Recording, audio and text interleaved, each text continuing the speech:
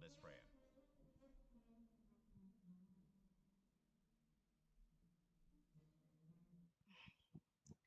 Okay, we are praying. Heavenly Father, we want to thank you for our lives. We want to thank you for this gathering. We want to pray and commit whatever we have here into your hands. We pray that it may be successful, and then we seek knowledge and understanding from whatever is going to happen here.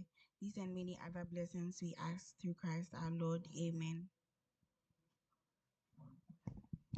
Thank you so much, Kelsey. Per the program, they say when you go to Rome, you do what the Romans do, right? We are in Ghana, and so we will start with the national anthem. But before we even do that, we want to engage a bit. We want to get to know one another, right? So you know my name. My name is Carlos Caloni. I work with Joy News. And so we'll pass the mic around so we get to know everyone in the room so we can interact, right? At least you can relate to me as Carlos, right? We need to know your name also. So we'll pass the mic around so we get to know everyone here. Thank you very much. My name is Dr. Emmanuel Tichi Obin, Climate Change Unit, EPA. Thank you, sir.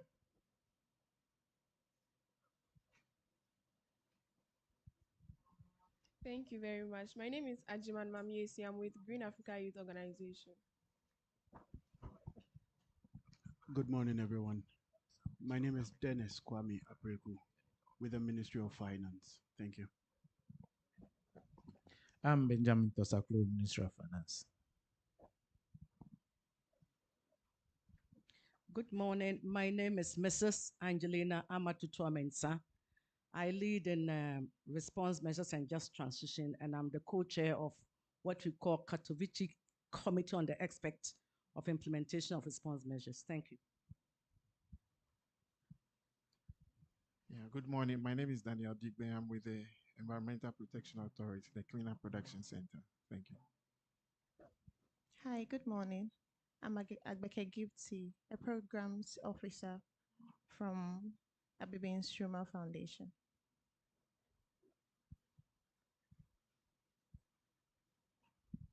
Good morning. My name is Danko Edward, and I work with the Ghana News Agency. Thank you. So let's continue from here. Right.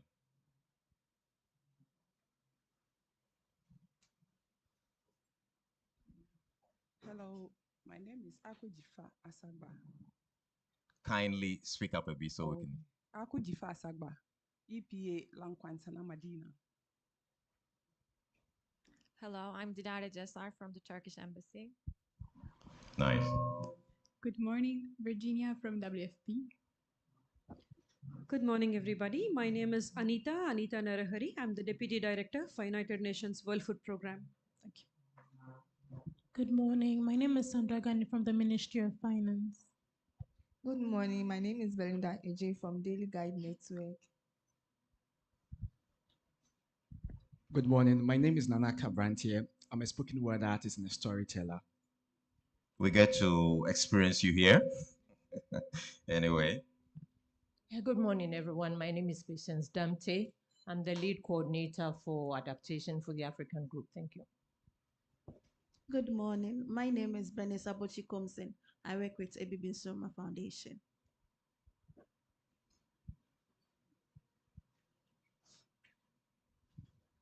Good morning. I'm Dr. Samuel Duche. I'm the CEO of Hatto Foundation. Good morning. My name is Mary Jane Angel. I'm the Deputy CEO of Hatto Foundation. Hello, everyone. My name is Nana Minta, and I'm the Chief of Staff for Green Africa Youth Organization. Thank you. All right. Good morning. My name is Doris Bragwa Kumia from the Public Investments and Assets Division of the Ministry of Finance. Good morning, everyone. I'm Jennifer Esnam Nyagbenu, the Communications Director of Africa Climate Action Initiative. Thank you. Good morning, everyone. My name is Teresa Yeboah. I'm the Innovation and Sustainability Specialist for United Nations Population Fund. Good morning. David Annan from the African Development Bank. Good morning. My name is Akusia Kwache from WHO. Good morning. My name is Dr. Jacob Dodu from the University of Environment and Sustainable Development. Good morning, everyone. I'm Elizabeth Utipeseku, Director, Administration, Environmental Protection Authority. Thank you. I'm John Kenneth Ababio, Senior Corporate Affairs Officer, Environmental Protection Authority Head Office. Good morning, everyone. My name is Patricia Bequin, the Executive Director for the ABA Foundation. Thank you. Good morning. I'm Kingsley Ohenabamwa, Executive Director for Kingdom Mission for Humanity International and also the President for Institute for Diplomatic Affairs and Development. Good morning. I am Dr. Vitus Tankwa with the Energy Commission in charge of environment. Good morning. My name is Joseph Wankama. I represent EcoBank. Good morning. My name is Evelyn Ado. I work with EcoCare Ghana.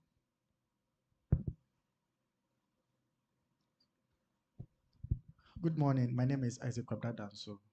I work with the Environmental Protection Authority. I am Anan Chibosiakon, EPA. Stella Oko is my name. I work with EPA. Good morning, everyone. Good morning, and thank you so much for the introductions. At least we know that we have a lot of PhD holders in the room.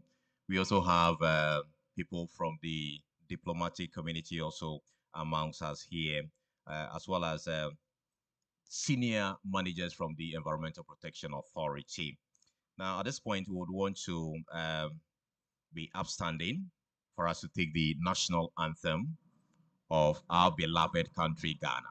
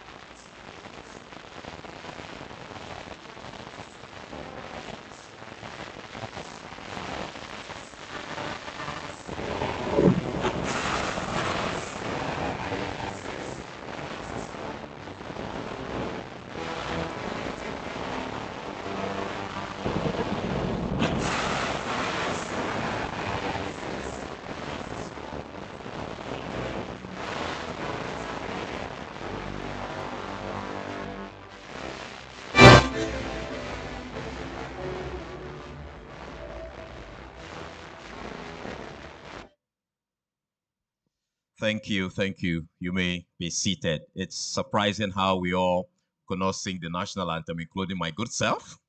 Yeah, so I will encourage that we all try to learn the national anthem. Now, at this point, this is the launch of the national roster of experts on climate negotiations. So we're going to have a lot of climate conversation here, even before the official launch. And as we go along, we'll continue to recognize some other dignitaries, especially those seated on the high table here. We would, at this point, like to take the welcome address. But before then, give me a minute.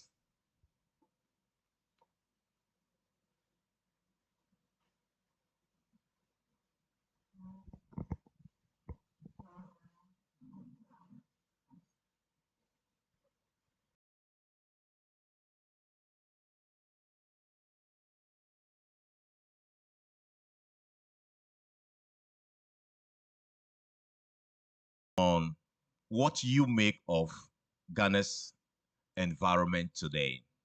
Randomly, I'll just look at you and say, tell us what you make of the state of Ghana's environment today. But if you're willing to tell us what you make of it, you can just raise it. your hand, and then we'll call you to speak to us. Okay, let's give it to the gentleman here.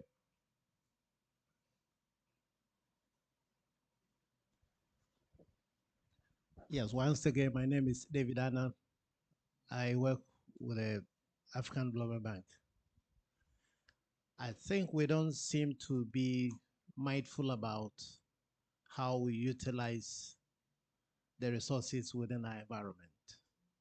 We put anything anywhere, we do anything anywhere.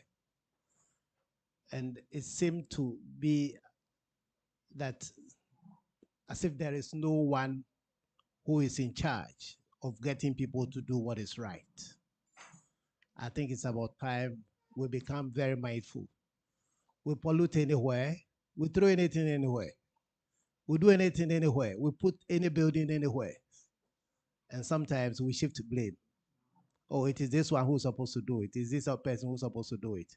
You find residential places where they have set up businesses, industrial plants for people to live together with such. We see our water bodies getting polluted. Wetlands are just getting misused. And it's about time that we sit up and realize that when the last tree dies, the last man dies. Thank you. Thank you so much. What is your opinion also? He made a very important point. It appears that all of us are, contributing to this environmental issue that we have in this country. Yet we know we have state agencies mandated to, take care of our environment. EPA is there, other organizations are there. The gentleman want to tell us something. So let's give him the mic.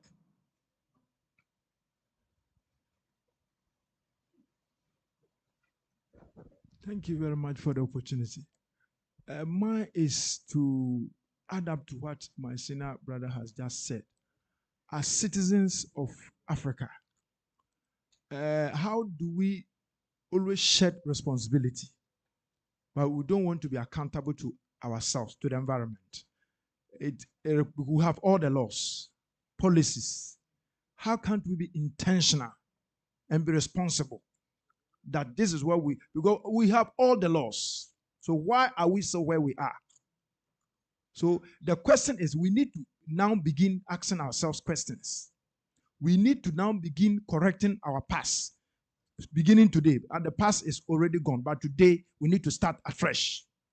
So how can we be intentional? How can we be responsible so that nobody will come and be policing us? So that I know that if I finish using waste, I need to be intentional as to how I should arrange. This should be here. We need to know how to put things in order as orderly people, as God has created us. Thank you very much. Thank you so much. It means that we have to take individual responsibility for environmental sustainability. But the issue of enforcement is also key. I went to the US. I was traveling to one of the states, and I wanted to wee-wee. Let me just say that way. So I told my colleague, the one driving, to just park somewhere. It was in the bush. Oh. Let me just do that. He said, hey, you don't do that here in America. I said, what? He said, when we stop, within 10 minutes or less, a police vehicle will come around to find out why we stopped. And you could be arrested. That is enforcement, right? How are we enforcing our environmental regulations, even at our local levels? Let's give it to this gentleman here. Thank you very much, Mr. MC, for the opportunity. Good morning to everyone. I'm Dr. John Baptist, now the founder and executive director of Climate Frontier Advocacy. I'm very glad to be part of this program. So from what I've heard the other colleagues talked about, Ghana states the environmental condition in Ghana is something that we have to all worry about, because I can personally say that environmental awareness in Ghana is quite low. based on the fact that we don't really make conscious efforts to be able to keep our environment very clean. And what worries me as a climate advocate is the land use practice that we do hear often about, which is the illegal small-scale mining, locally known as galamsey. It is a huge threat to Ghana. And there are so many factors that are making this situation worse. And I think that our regulatory bodies should be able to bring their heads together. And today is one of those occasions that we have to seriously look at it, because otherwise we'll have a very serious problem in our hands, especially galamsey. What it's doing to our environment is so massive, and we have to do something about it. Thank you. Thank you so much. And enforcement is also key, because if the laws are there, we are not enforcing the laws, people would naturally do whatever they feel like doing.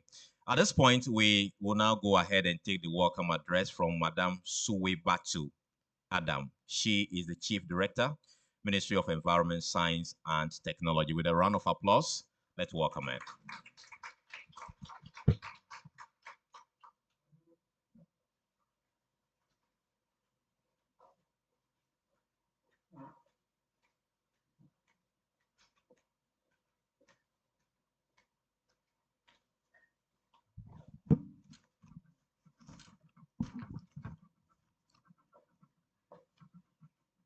Professor Nana Ama Brown Fuji, Chief Executive Officer of the Environmental Protection Authority. Oh, okay.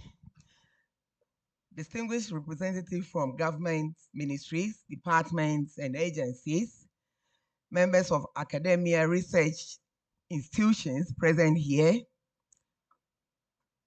development partners, and members of the diplomatic community herein represented, civil society, private sector representatives, fellow climate negotiators, ladies and gentlemen, the media present, good morning and a very welcome from the ministry. The Honorable Acting Minister sends us to all of you. Needs not only strong policies, but also coordinated pool of skills, negotiators and technical experts such as you in this room, who can represent Ghana's interests with knowledge, consistency, and confidence. The establishment of this national roster of experts responds precisely to that need. The roster provides a structured national mechanism for identifying, organizing, and supporting qualified experts to participate in international, regional, and national climate processes. It will help us maintain institutional memory, promote continuity and mentorship, and strengthen the national backbone of Ghana's engagement under the UNFCCC, the Kyoto Protocol, and the Paris Agreement. In short, it ensures that Ghana speaks with one informed, unified, and credible voice on the global stage.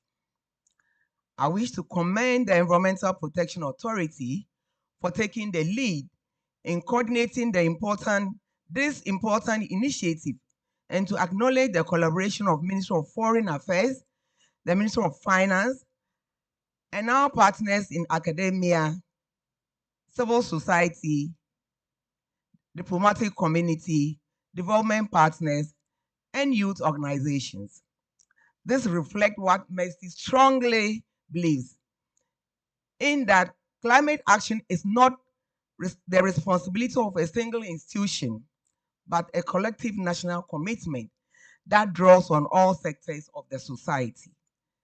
This roster aligns perfectly with Ghana's national priorities, including the implementation of our nationally determined contributions, our national climate change policy, and our long-term emission development strategy. It also complements the National Climate Negotiators Development Program, which aims to mentor and train the next generation of Ghanaian negotiators. As the global community prepares for COP30 in Brazil, this initiative could not be more timely. I see Ambassador. It positions Ghana to participate with coherence, capacity, and confidence in advancing both our national and collective climate ambitions. Distinguished guests, today's line symbolizes our shared vision to make Ghana's voice stronger, smarter, and more strategic in global climate discourse. On behalf of the Acting Minister for Environment, Science and Technology, I once again welcome you to this important occasion and thank you for your continued partnership and commitment to Ghana climate agenda. May this roster mark the beginning of new era of coordination, excellence, and inclusion in Ghana's engagement with global climate process. I thank you. Welcome again, and God richly bless all of you. Thank you. Thank you, madam. Let's do it for her again. Let's put our hands together once more for her. She's made some very key points. She said to achieve climate sustainability in Ghana, we need not only policy, but negotiators who can represent Ghana's interests. Let me see by hand those who are the negotiators here. We don't have one. Yes, we know you are one. We are part of it. But in the room, do we have these negotiators? Okay. So we want to find out from you. She's saying that beyond policy, we need the negotiators to actually advance our climate conversation. Your thought on that? Thank you very much. My name is Dennis once again. It's very true we need the capacity. What I also believe we need is the consistency. Because if you don't have the consistency, then you lose track of discussions and issues that are in the global space. So once you have that consistency, you are able to track and make an informed contribution to the development of your national development goals. Thank you. Thank you very much. Do we all agree? Right. And so that makes the launch of the roster of experts on climate negotiations very, very critical, especially for Ghana, if you look at what we're going through as a nation, so we can have a united voice, to speak on climate issues. And of course, we are not doing this alone. Our partners from Germany are part of this arrangement. And so it's a good time to invite Ambassador Frederick Landschaft, I hope I got your name right, to speak to us from the German embassy here in Accra. Let's put our hands together for him once more.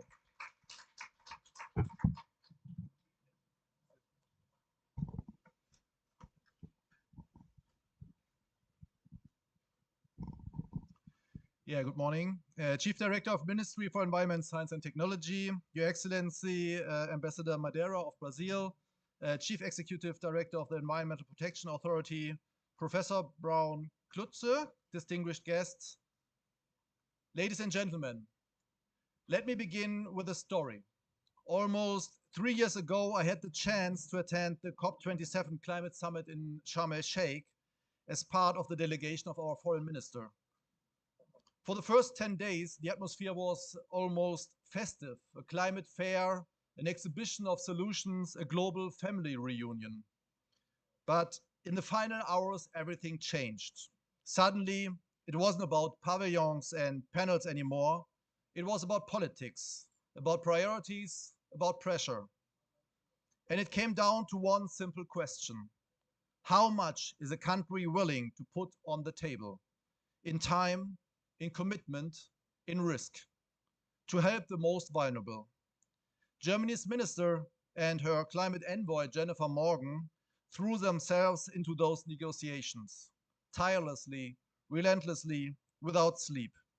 And they helped secure a historic result, the creation of the Loss and Damage Fund, of which Ghana is benefiting as well.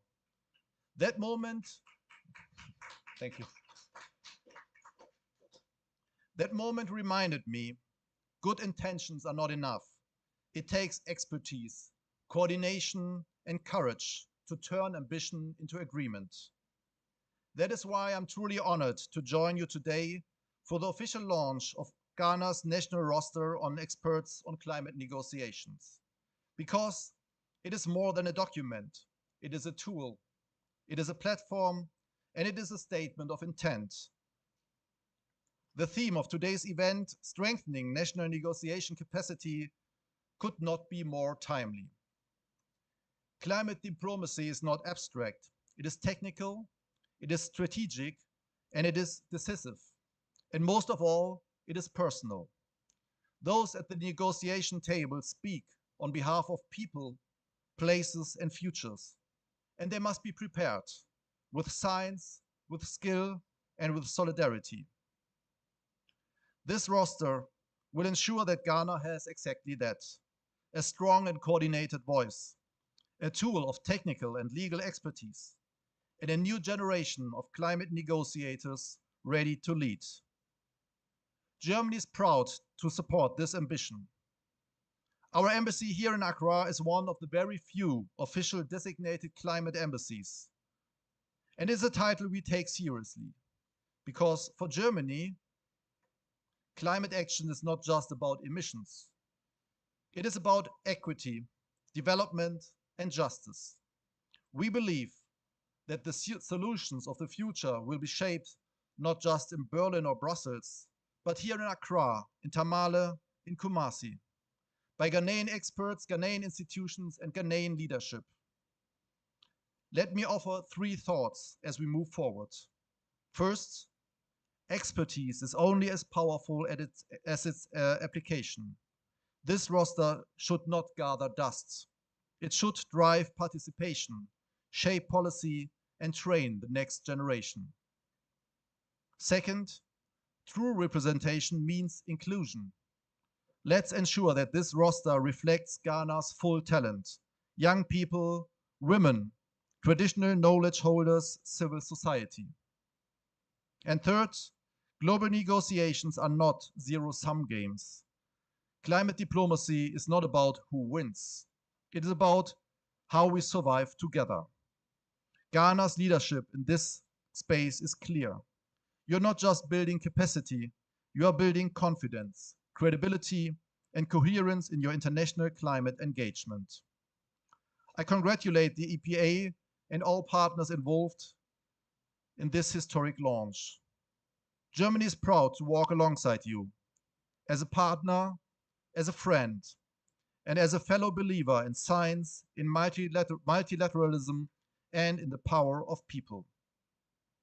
Let's continue to invest in the experts, amplify the voices, and elevate the ambition. Medase, thank you. Thank you so much, Your Excellency. Let's put our hands together once more for him. He has touched on key things. I like the fact that you said at COP27, the conversation started with climate, but it shifted to what? Politics. Politics. I know that politics also plays a key role when it comes to climate conversation, because when we made the policies or we have the conversation around climate, the politicians still need to implement whatever we are putting across. But I think the concern there has to do with the over-politicization of environmental issues. So we thank you so much. He also made a key point about inclusion, the need to bring everyone else on board. Are we doing that? Our negotiators, are we doing that in Ghana already? Or we are leaving some people behind? We want to hear from you. Is everybody on board? Let's talk to Madam. She wants to share her experience with us. Madam in the pink dress.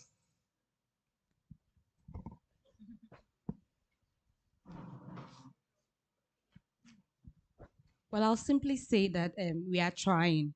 I know we have the youth negotiators, we also have the experts and everyone on board. So we are gradually getting to the point where everybody is included. Now, I can only say that we have tried or we are trying. Thank you. Thank you. But the inclusion, I believe my grandmother in the village, she also not be left out, right? What do we need to carry everyone along? Share your thought with us. You are the expert, actually. What do we need to do? Any response? Oh, so we have the conversation here and it ends here, madam.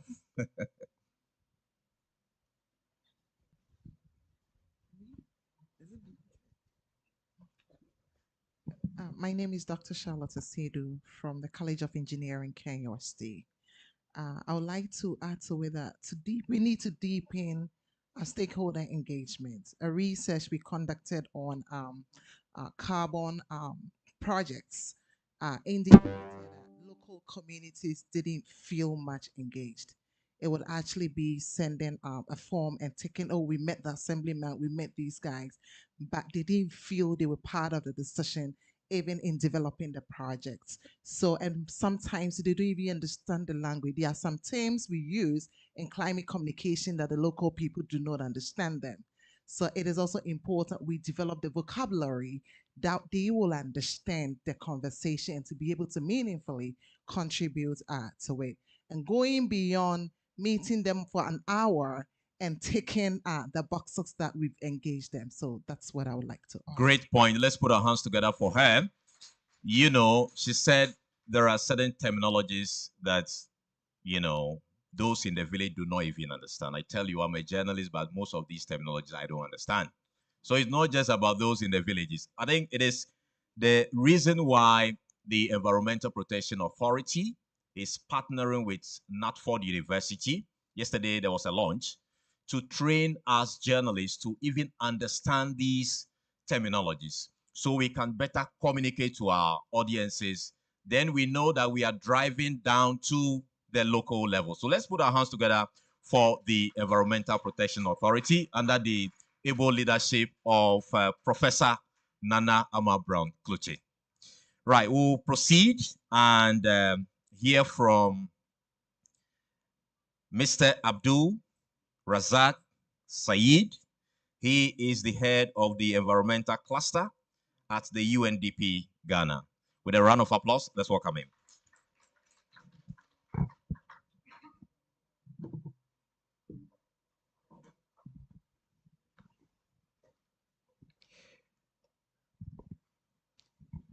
Good morning, Chief Director of Ministry of Environment, Science and Technology, Honorable Ambassador of Brazil, Chief Executive of the Environmental Protection Authority, all protocol observed, distinguished guests, ladies and gentlemen. It's a privilege to join you today from the United Nations Development Programme as we launch Ghana's national roster of experts on climate negotiations. This is a milestone that marks a new chapter in the country's climate diplomacy. Over the years, Ghana has demonstrated unwavering commitment to global climate action. From our active participation in the UNFCCC's processes to our leadership in adaptation and finance dialogues, the country has consistently shown that small nations can have a strong voice. But we also know that climate negotiation landscape has become increasingly complex. The technicality of it has changed, it's become multidimensional, and is fast evolving. And of course, the country has also evolved alongside it over the years. If you take about 17 to 18 years ago, you get between 1 to 3 negotiators attending the conference of parties. And what this meant was that they were overstretched because they had to attend different negotiations, and sometimes sessions were parallel that they could not make themselves available for that. But then now we look and see that there's a difference in the number of negotiators we have. And the country has also now taken another new step. We heard about intentionality earlier. So now the country is being intentional to build that database. It's for this reason that today's launch is very important. The roster is not just a database, but it's also a strategic instrument for the country. It's our response to the challenges of high negotiator turnover, fragmented institutional memory, as we heard the chief director talk about, and limited technical continuity. It's Ghana's way of saying we will negotiate with consistency, with clarity, and with capacity. The Environmental Protection Authority, we heard in collaboration with key ministries and stakeholders, have therefore designed this roster, and we are hoping that it will be inclusive, dynamic, and of course, future-facing. It will bring together experts from government, academia, civil society, youth organization, and hopefully also the private sector. So each actor can contribute to thematic areas from climate finance and adaptation to loss and damage, technology transfer, just transition, just to mention a few. This initiative is grounded in a clear goal to institutionalize a sustainable framework that supports Ghanaian experts in representing the national interest, especially at COPs, regional climate forums, and of course, technical working groups. But beyond this, it's about people.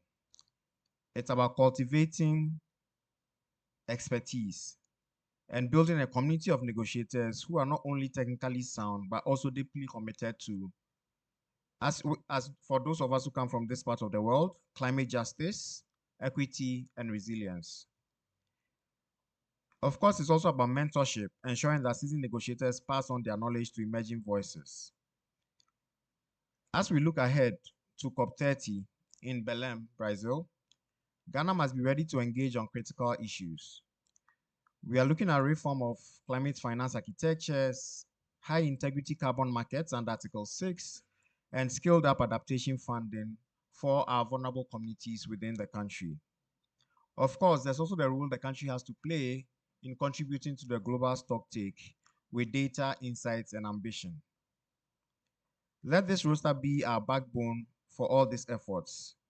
And let it make a statement that our negotiators at these conferences are not just present, but they are prepared.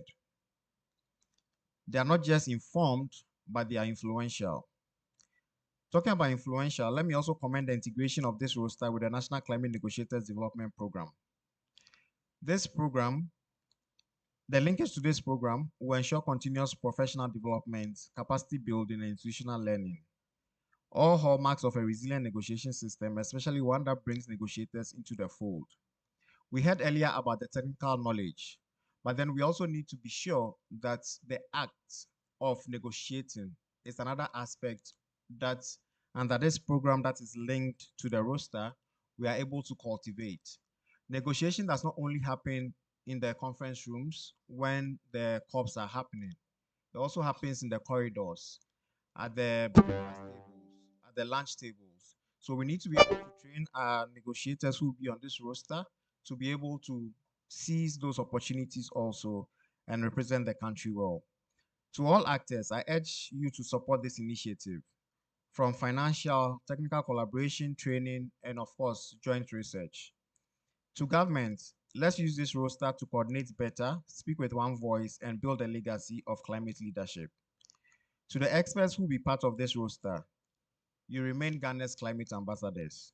Your work will shape not just negotiations, but the future of our communities, our ecosystems, and our economy. Let's move forward with purpose, negotiate with integrity, and lead with vision. Thank you very much. Thank you so much for your speech. And as well, he touched on a number of things. I believe you were taking notes. The key notes from what he said basically is about building the capacity of Ghana's negotiators so that you are not just present, but you are fully prepared to actually, make Ghana's voice heard, not just go to the COP30 or the conferences, sit in there, eat the good foods, and come back, and our country is still grappling with all these environmental issues. Do we agree? Okay, so let's give the gentleman the mic.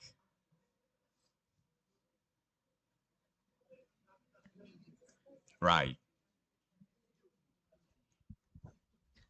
Thank you very much. I didn't want to talk, okay, but your last statement has provoked in a very gentle way. Being a negotiator is not a simple matter. You start around 8 o'clock, and sometimes 2 a.m. you are still negotiating. The food is so expensive in the premises you can't even buy. So when you're leaving your hotel, the apple, the tangerine, 2 boiled eggs, you wrap it and put it in your bag. This is the situation. That's the reality. Thank you. Thank you so much. Let's put our hands together for her.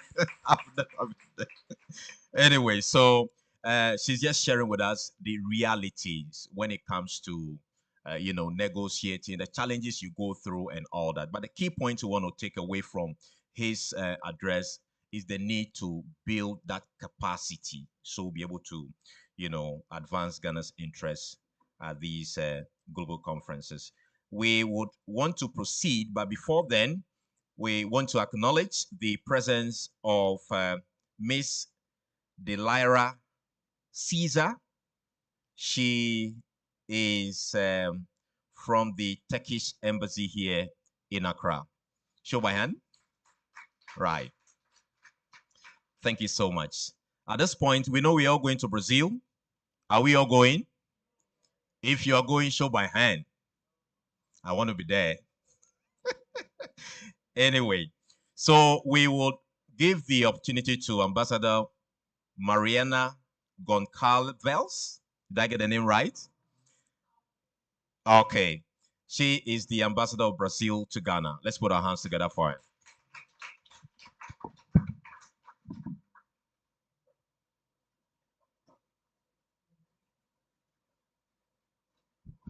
Good morning, everyone. I would like to start in a more informal way. I know it's His Excellency, your President, John Dramani Mahama. He normally starts, talking a little bit, then he goes to the formal words, because sometimes formality is less productive, right? So I congratulate you on engaging the audience, because that's what we need, right? And this invitation came a few days ago. Actually, I just talked to the ambassador of Germany that we have another engagement for the celebration of 80th anniversary of the United Nations. That's why he had to leave. But I said to him, this is more important, because it's our goal. And this is actually our main goal for the Brazilian foreign policy this year. Because as you know, and it has been mentioned before, we are hosting COP30 in Belém in November, and we are very ambitious and very proud to do so. So of course, I've been following environmental matters, the papers here in Ghana. I'm very interested in how you are dealing with Galamsey. Galamsey is in the papers every second day. There's some article on it, some perspective, even with the chiefs. The other day, one of the chiefs stood against some of the Galansiers. So it's been very interesting. I also engaged with the Ministry of Environment. So I would like to acknowledge the presence of the Chief Director, Mrs. Suebato Adam of the Ministry of Environment, and also the CEO of the Environmental Protection Authority, Professor Nana Klutse, and all distinguished guests. So with that, I will start my words. It's a privilege to address you in this official launch of Ghana's National Roster of Experts on Climate Negotiations. On behalf of the government of Brazil, I express my appreciation on this occasion, and I add, of course, that it comes as a very opportune time with COP30 fast approaching in Brazil, less than a month away. This initiative represents a significant step forward in strengthening Ghana's institutional and technical capacity to participate effectively in international climate negotiations. It will enhance the national coordination under the UNFCCC, the Framework Convention on Climate Change, but will also ensure Ghana's voice to be stronger and strategic at the global table. It confirms His Excellency President Mahama's vision and commitment to contributing meaningfully to the global climate change agenda as an active and influential voice for Africa and the developing world. Our experience has underscored the importance of national capacity in climate negotiations, so to defend their priorities and contribute constructively to global outcomes, countries must rely on skilled negotiators, equipped with sound technical expertise and understanding of national and regional contexts.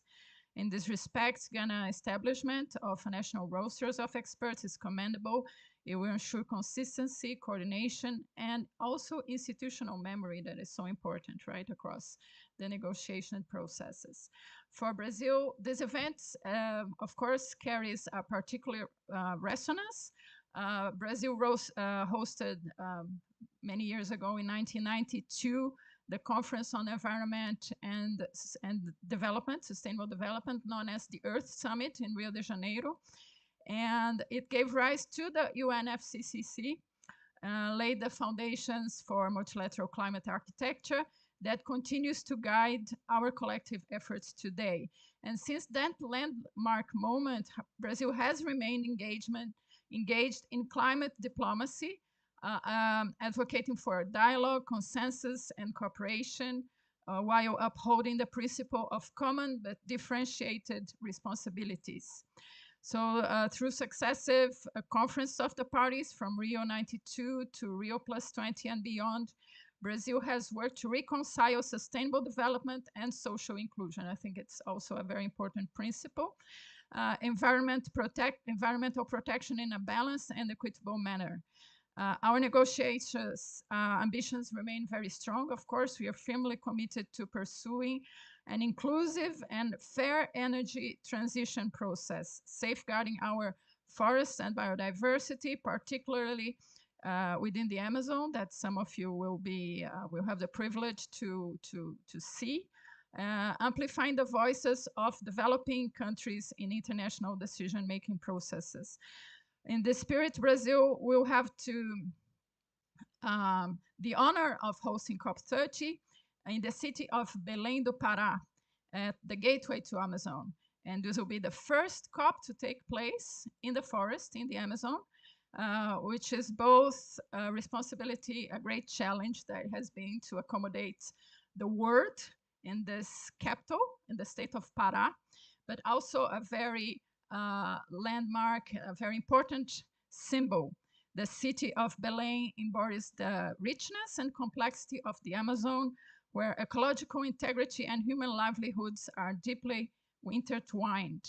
By convening the global community there, we seek to bring the world closer to the realities of those who live on the front lines of climate change and foster renewed trust and ambition in the multilateral process. As the preparations for COP advance, and I say we are almost there, we look forward to working closely with Ghana and African countries. So we hope that Ghana also is, confirms its leadership in the region, also in this matter, to enhance South-South cooperation and promote convergent positions on critical issues such as climate finance, adaptation, technology transfer, and loss and damage. Ghana's leadership experience and commitment will be invaluable in mobilizing regional consensus and ensuring that Africa's priorities are fully reflected in the outcomes of COP30. For Ghana, COP30 can be a platform to advance key national priorities, including access to climate finance, and I'm sure the experts are very much keen and focused on that, to translate into concrete adaptation projects, the strengthening of local expertise, that's what we are talking about, the launch of the roster, and technology and knowledge partnerships for renewable energy. Our goal is to ensure that COP30 becomes a milestone in rebuilding global trust, linking ambition with implementation and connecting the needs of developing countries with the mechanisms that make climate finance truly work. So let's focus on climate finance, especially now with these turbulent times in the multilateral politics and everything that's going on. So at COP30, one of the defining initiatives that I want to stress here will be the launch of the Tropical Forest Forever Facility, the TFFF. I don't know if you have heard about it. It's a global mechanism that aims to promote the preservation of tropical forests through innovative financing, including inclusive governance and equitable benefit sharing. Brazil views this initiative as a cornerstone of a new era in international climate cooperation that recognizes that protecting forests is not a cost, but an investment in our shared future. So we are still to wait for Ghana's endorsement on this initiative that will be an important deliverable in Belém. And Ghana, with its vast experience in forest management and community-based reforestation, will be a vital partner in this effort, and working together, sharing data, technology, and best practices. Brazil and Ghana can demonstrate how tropical nations can lead from the front in safeguarding our forests while creating sustainable livelihoods. Ladies and gentlemen, Brazil regards Ghana as a trusted and strategic partner. We believe that by deepening our dialogue, our countries can contribute and have to a more balanced and effective global climate framework that acknowledges the development aspirations of the global south, like we like to say, while safeguarding our shared planet for future generations. In this context, allow me to mention that we are yet to receive a formal communication regarding the attendance of His Excellency, the President of the Republic of Ghana at COP30. I'm sure he is keen to go, but we still haven't had the official communication. Of course, there are challenges. Belém is not a big city. Several communications have been transmitted through the Ministry of Foreign Affairs concerning the conference and, of course, its side events. Brazil sincerely hopes that Ghana's high-level representation will be confirmed soon, as your country's participation will be of great significance to the deliberations in Belém. Ladies and gentlemen, as Ghana strengthens its negotiation capacity and Brazil prepares to host the World in Belém, we are united in purpose. Our partnership stands upon the values of solidarity, multilateralism, and shared responsibility. Together, let us continue to build bridges between our peoples, protect our forests, and ensure that the voices of developing nations are heard, respected, in shaping a sustainable and fair future for all. Thank you. Medase. Thank you so much, Your Excellency. We appreciate all the things you've told us here in your speech, and we've taken note of all. She's made some key points also. According to her, the launch of the roster of experts on climate negotiations will actually make Ghana's voice stronger at the global negotiations table. Do we agree? We do agree. And she touched also on climate finance. Is it a big challenge here on the continent? We want to hear your thoughts. Climate finance. How can, okay, let's give it to the gentleman here. Microphone, please. While we do that, we would want to respectfully invite a special lady from the Turkish embassy to join the high table here. Madam, kindly, respectfully join the high table. Yes. Let's give her a round of applause. She needs to be seated there. Right. Thank you for the opportunity. Yes, with regards to climate financing, it is a challenge in Africa because looking at the technicalities and the modalities to be able to source funding for climates, carbon, and all the technicalities are such that we need to be intentional as a nation, as a continent, because I'm speaking for Africa, that African leaders must come together to be strategic in how to use our financial institutions to get this funding for Africa so that we can be able to help achieve the climate agenda. Thank you. Thank you so much. What roles can the, our negotiators actually play in this particular climate finance deficiency? What roles can we play? I believe there are certain steps that we can take as negotiators. We want to give it to Madam here.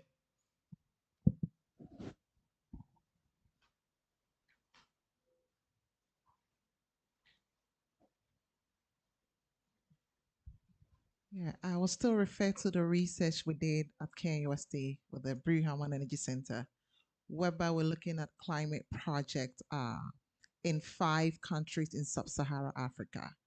And a lot of the project, almost all the project, we look at the Gambia, we look at Ghana, we look at and Nigeria, and about 5 countries. What we observed was projects that seeks to bring climate financing in are owned by international companies. So when you look at the actors involved, the owners of the project, those who finance and therefore own the credits are not local companies. Majority of them are owned by foreign companies and businesses. And so the money comes in and little stays in the country. So as negotiators, it's something that we have to look at, the emerging carbon market. And Ghana now with our carbon market office active and hoping to move forward with some of these projects, we will need to negotiate better in projects participation and ownership.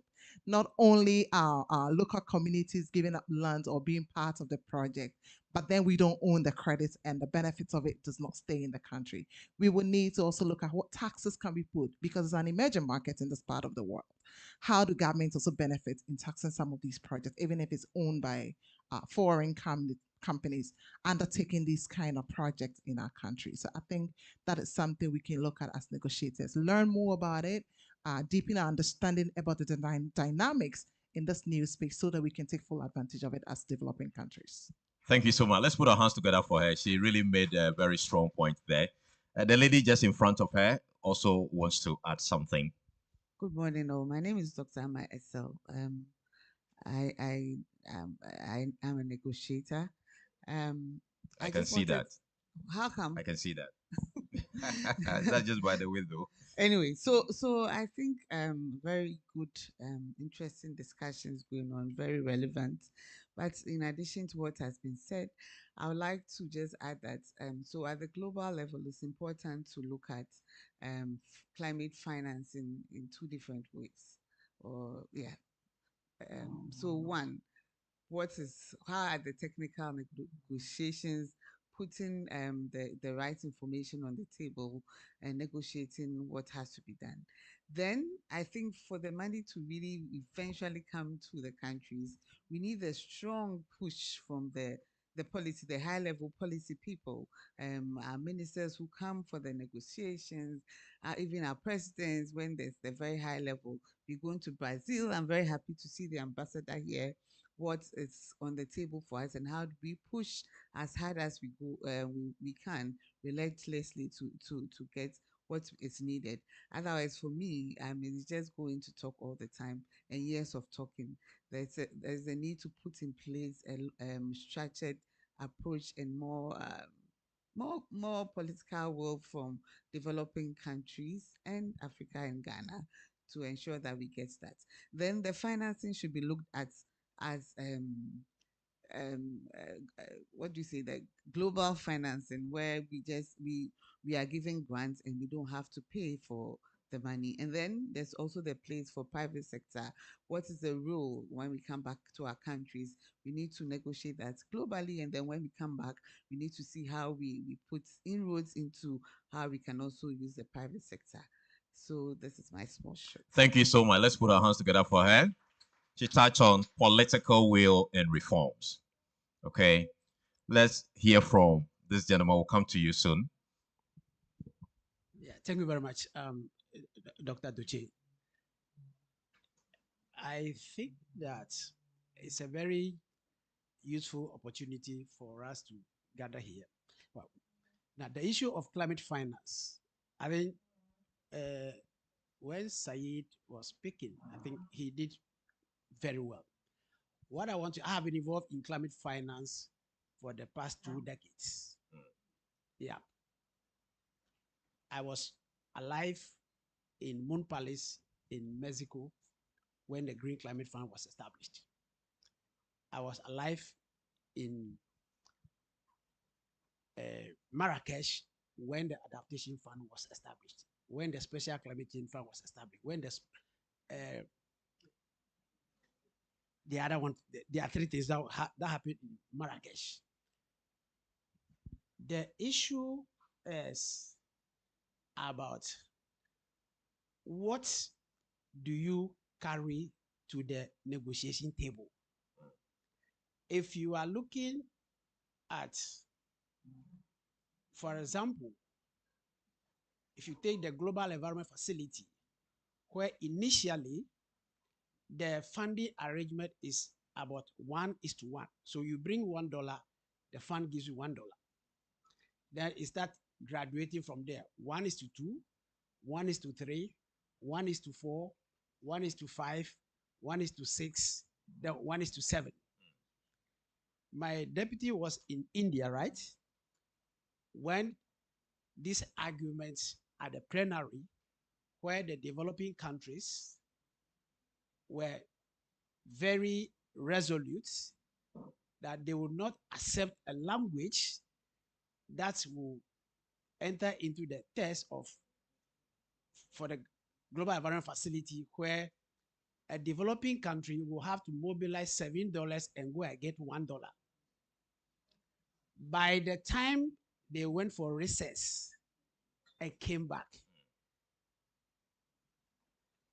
the issue that they said they won't agree, everybody decided to agree.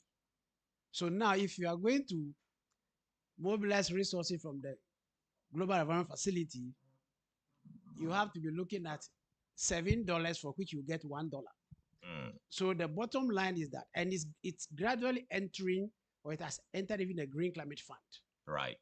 So what I'm saying is that if you can't get your ass together and present the tests, which you need data, science, and what have you to defend, people are other people are doing that. Right. One of the things that last year when Colombia, I was doing my studies and I spoke to one of the guys from one of the European countries. He said, look, Samuel, we bring to the international table the problems and the challenges that we have in our countries. So we impose it on you through that knowledge or through those tests. So once it is adopted, it becomes something that we can easily implement in our country. So if you want to see a change in the global financial architecture, there is the need for us to prepare very well and carry the test along. Yeah, I think the point has been made actually.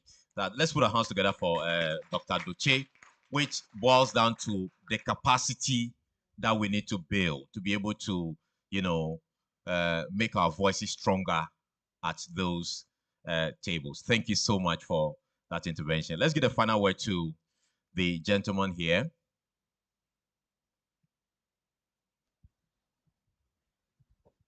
Thank you, Kaloni, for the opportunity again. I'm Dr. John Baptist Na. What I just want to add to the discussions that we have surrounding climate financing is the aspect of the geopolitical dynamics with respect to how this climate financing is done. So why am I saying that? Because if you look at the funding that comes to support loss and damages emanating from climate-related distractions, you realize that that comes from the developed countries. And according to some agreements that were met and contained in the Paris Agreement that was signed by over 190 countries in 2015, that the developed countries are supposed to contribute about over 100 billion in support of climate loss and damages. But these funds are not coming. what this tells us as developing countries is that we really have to make sure that we put our acts together. So we should not expect that the developed countries will leave their countries in order to help us to solve our environmental or climate issues. So that is why we have to take it upon ourselves to be able to ensure that we are ready to be able to finance or to be able to manage our natural resources properly. And so it is a call on all of us. Otherwise, all the activities or all the roster that we have will go for conferences, but at the end of the day, we will not be able to make the desired impact in our country. Thank you. Thank you so much. I think it's why the launch of the national roster of experts on climate negotiation is very, very important. Do we agree? Right. At this point, we would want to take a performance from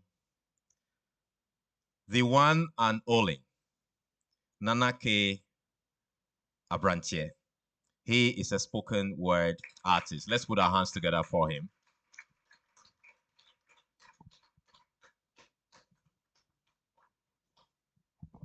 Good morning to you all, and I would like to sound the existing protocols on all that. I'm Nanak Abrantier. I'm a spoken word artist and also a storyteller. I'm also a believer of storytelling and artistic activism because I believe that these are powerful change, communication, behavioral tools that can make a lasting impact in our community. So as storytellers, we also have a powerful voice, and I do believe you will enjoy and also have a great experience with this piece. Let's go.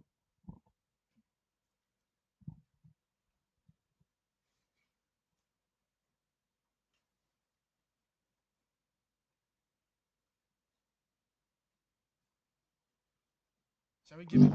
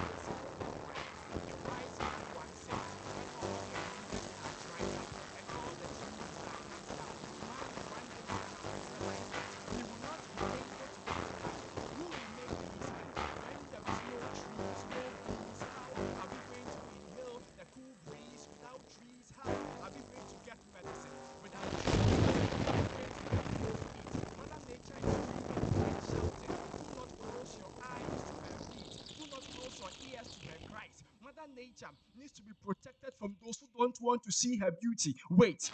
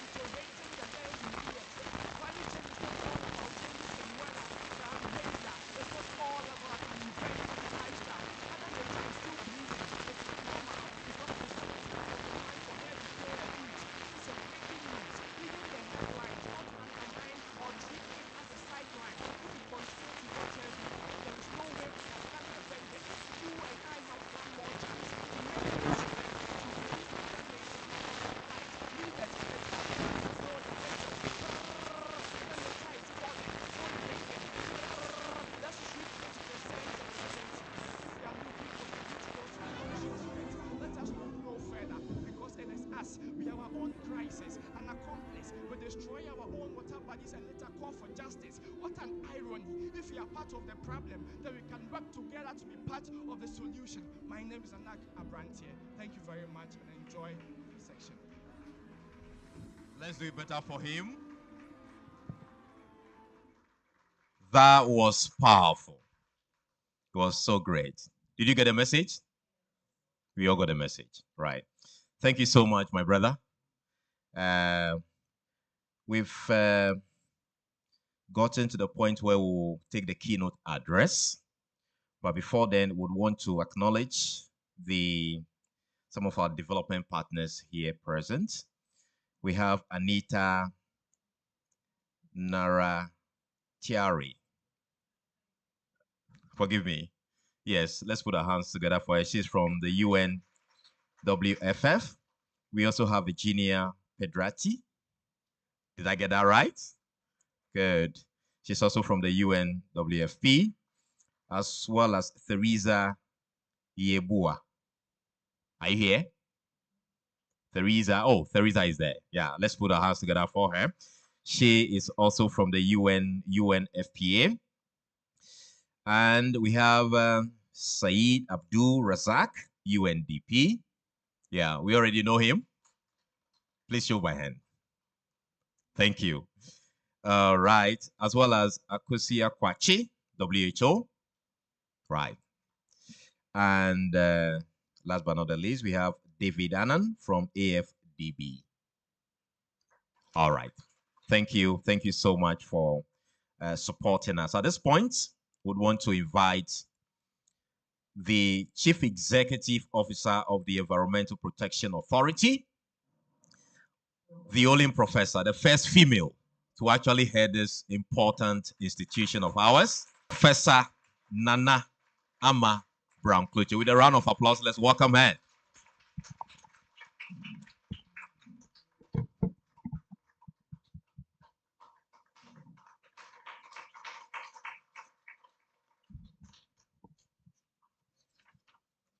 Thank you, Carlos.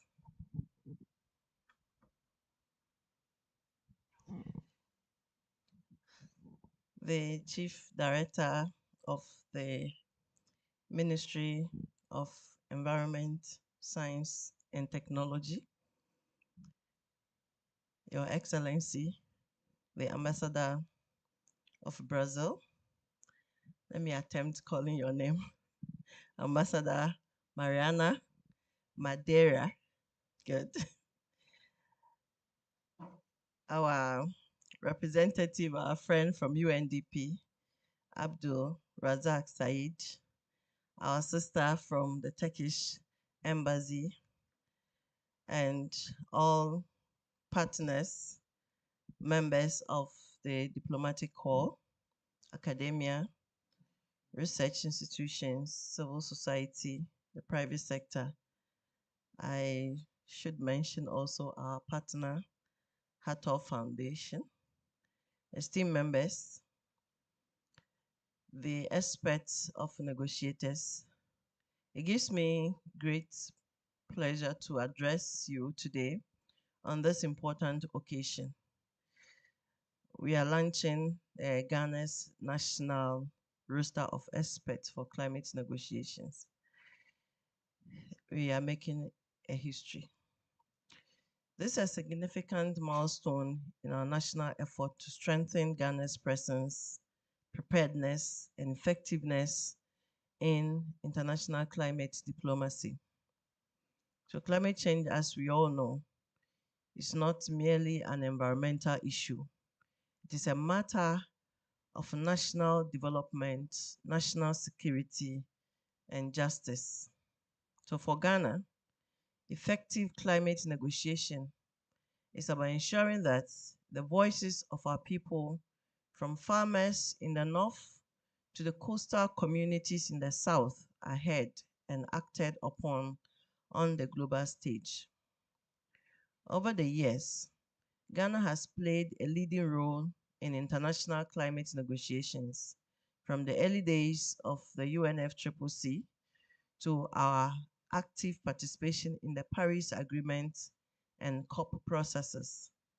However, one challenge has been the limited pool of trained negotiators who can effectively represent Ghana's interests across the growing range of thematic areas. We're talking about mitigation, adaptation, loss and damage, finance, technology transfer, and capacity building.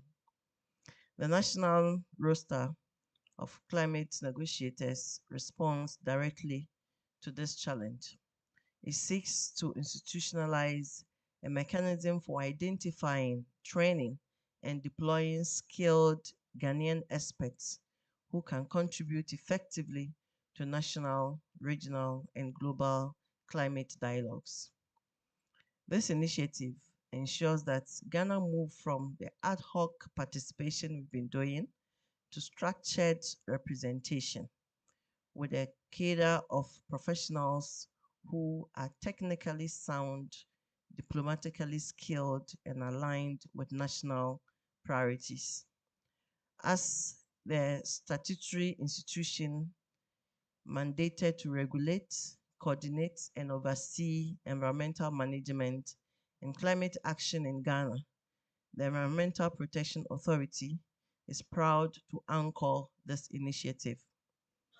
Through collaboration with the Ministry of Environment, Science and Technology, and in partnership with development agencies, the Environmental Protection Authority has worked to design this roster as a living platform for continuous capacity building.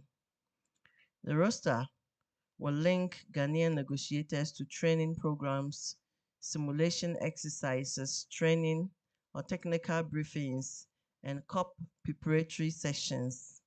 It will also foster peer learning and create a pipeline of next generation negotiators, ensuring continuity and institutional memory.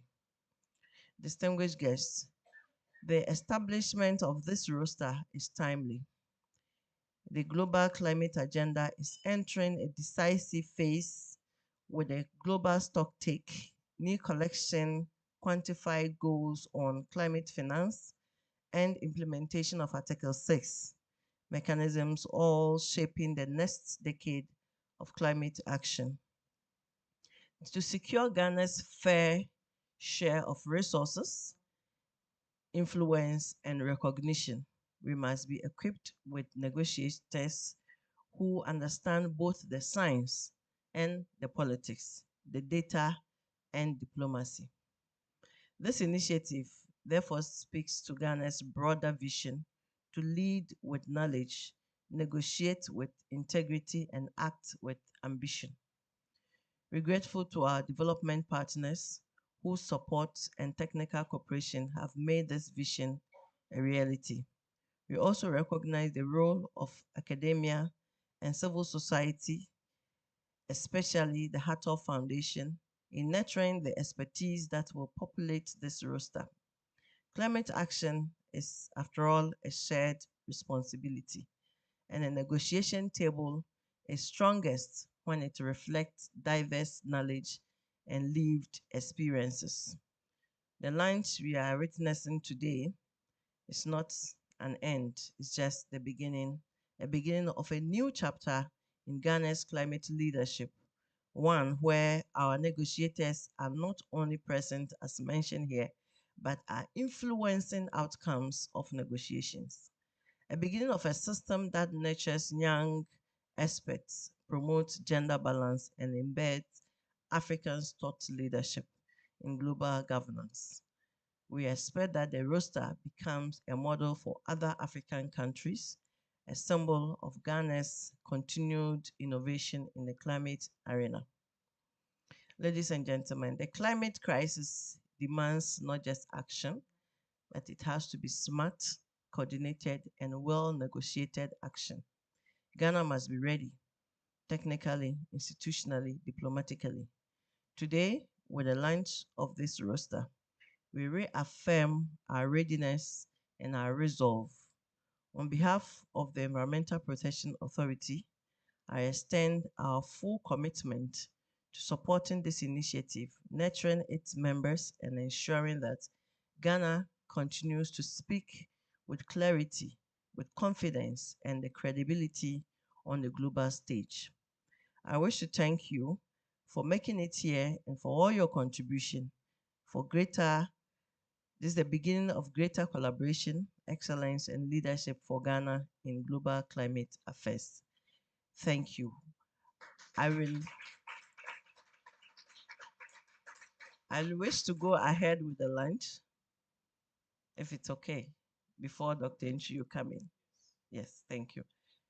So I'll want to go through the list of negotiators, the experts that we have currently.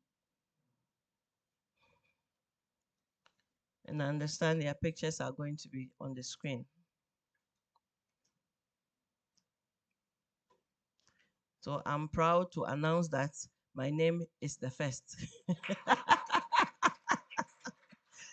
Yeah, so I'm not just working as the CEO of the Environmental Protection Authority. I'm a climate expert myself. I have my PhD in climatology. I served at the UN level, what we call the IPCC, the Intergovernmental Panel on Climate Change, as the Vice Chair of Working Group 1, Adaptation-Related Matters and Resilience Building. And we are hoping for something bigger, should I say it? Something bigger after COP. So that will come. So Ghana, we expect that Ghana will lead the African negotiation team, and Dr. Entry will be our lead negotiator for the whole of the continent. Thank you. We have Dr. Daniel Benefo. He is a lead negotiator for markets and cooperative mechanisms. He is also popularly known for our carbon market office. Next is Hubert Inso Zan. He is a lead negotiator for mitigation and energy transitions. The next is Dennis Kwame Apreku, a lead negotiator for climate finance. We have Madam Stella Oko, a lead negotiator for gender and social inclusion. We have Kingsley Kwaku Amwakon, lead negotiator for agriculture and matters related to agriculture. We have Madam Angelina Ama Tutua Mensa.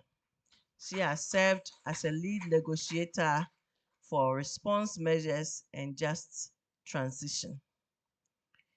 We have Kasim Hussein, who is a lead negotiator for Action for Climate Empowerment. Action for Climate Empowerment. We have Madam Evelyn Azovi Ado, who is a lead negotiator for loss and damage. Then we have lawyer Yao Osafo, who is also a lead negotiator for the global stocktake. Dr. Amma Esel, she is leading the health. And lastly, we have Joseph Bafo, who is a lead negotiator for technology development and transfer. So as you heard, these are lead negotiators. So there are other members of the team who will be following these conversations together with the lead negotiators. That also gives responsibility for the lead negotiators to work together with the other members of their team and also do capacity building. Thank you very much. On this note, I will want to do the cutting again. Since yesterday I've been doing the cutting.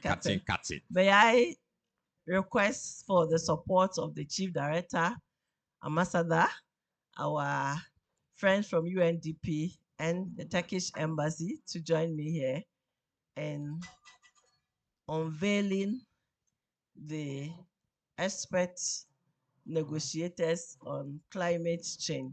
See, the way the words are, you can interchange them in any way, it will still make the same meaning. Climate negotiators, experts, experts of climate negotiators. Thank you very much. Okay. Yes. The women are leading. Amen. Yeah. So do we just go? Okay. That this one. Okay. Thank you. So we launch this Ghana's or national negotiators or climate negotiators in the name of the Father and of the Son and of the Holy Spirit.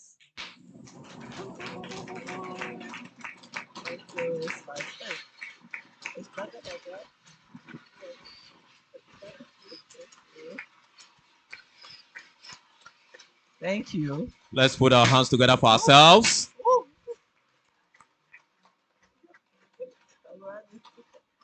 Thank you very much.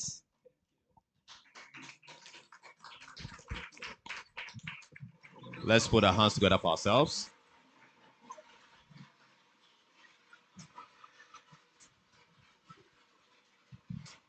That's the fireworks there.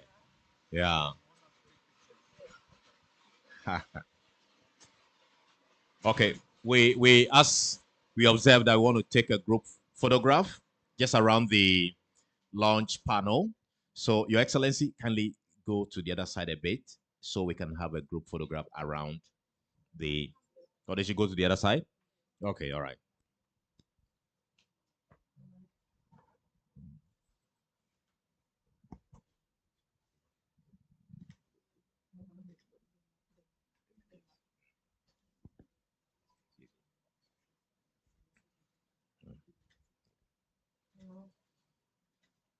All right. Thank you so much, Your Excellencies.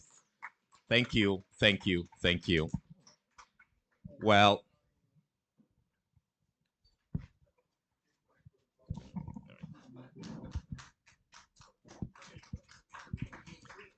they deserve another round of applause.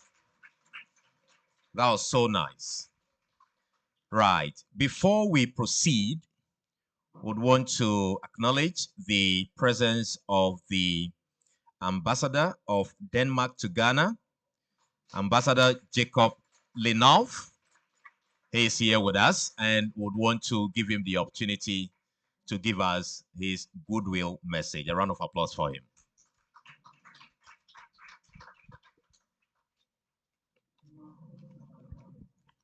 Well, thank you. It works, it appears. I came right in the right time, apparently, just for the fun. Yeah. No, but definitely a goodwill message, right? When I received the invitation, I thought, wow, this I need to support as much as I can. We always support EPA, of course. They are very good friends and partners to Denmark. And why do I support this? Well, obviously, international negotiations on climate change is not for, amateurs. It's really something that requires a lot of preparation, a lot of expertise, and a lot of skills and education and all this, right? And you need to be very persistent so that you have the same people building up expertise, going again, build up networks and all that, right? And I think seeing this initiative that you create this group of people, this group of experts, that will be the core group of people leading the negotiations for Ghana. I think that's a super good initiative. And there's a lot of, there's a lot of stake for Ghana. Ghana is, of course, as we all know, quite vulnerable when it comes to climate change. We also already see climate change happening all over the country. But there's also a lot for Ghana to benefit from in the international climate negotiations, especially when we look at climate finance. There's a lot of new initiatives coming up in terms of the Green Investment Fund, the Loss and Damage Fund, and these different initiatives when relates to carbon markets. And these things require that you are very, committed, and you have the right people to negotiate on behalf of your country. And with this, I think you have a much stronger position to benefit from these different mechanisms. So congratulations to this new initiative. And if there's anything we from the Danish side can help to support you, we'll be very happy to do so. Of course, Denmark has a strong profile when it comes to climate change. We have, within the last 50 years, built probably the most sustainable country in the world. And we are always a strong voice and support of the International Climate COPs and the negotiations. And this time it will be in Brazil. So I hope that Ghana will have a strong delegation. We still need to convince the president of Ghana to join, but let's see. But it's super, super important that the Ghana is present and raise its voice whenever it's possible. So anyway, thank you for inviting me today, and congratulations. Thank you, Your Excellency. Let's put our hands together for him. Yes, he has made a lot of key points. Also, he touched on the other fund, the Green Initiative funds that we can take advantage of as a country and all that. So we're looking forward to seeing you in Brazil when at COP30. Well, at this juncture, we would want to take a coffee break. But before we do that, I would want to also acknowledge the presence of a very important person here also. He's the Regional Director, Eastern Region EPA, Mr. Sydney Kweku Danso. If you are here, give us a wave. Right, it's right here. And so at this point, we will take a 10-minute coffee break. When we come back, we will have the overview of the national roster on climate negotiations. Dr. Intwi Boisiakwamwa, the lead negotiator, will take us after the break, 10 minutes. Thank you.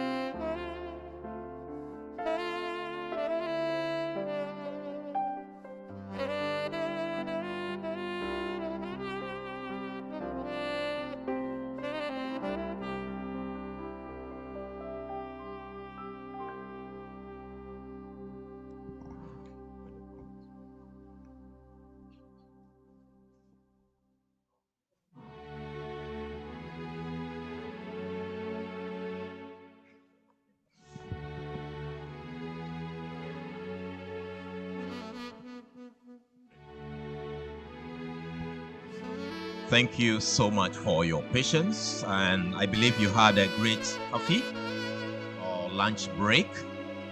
At this point in time, we would like to welcome all of you back to the conversation we are having here with regards to the launch of the roster of experts on climate negotiations. At this point in time, we will invite no other than Dr. Enchiboisiaku Amwa. He is the lead negotiator at UNFCCC to give us his overview of the national roster on climate negotiations. With a round of applause, let's welcome him.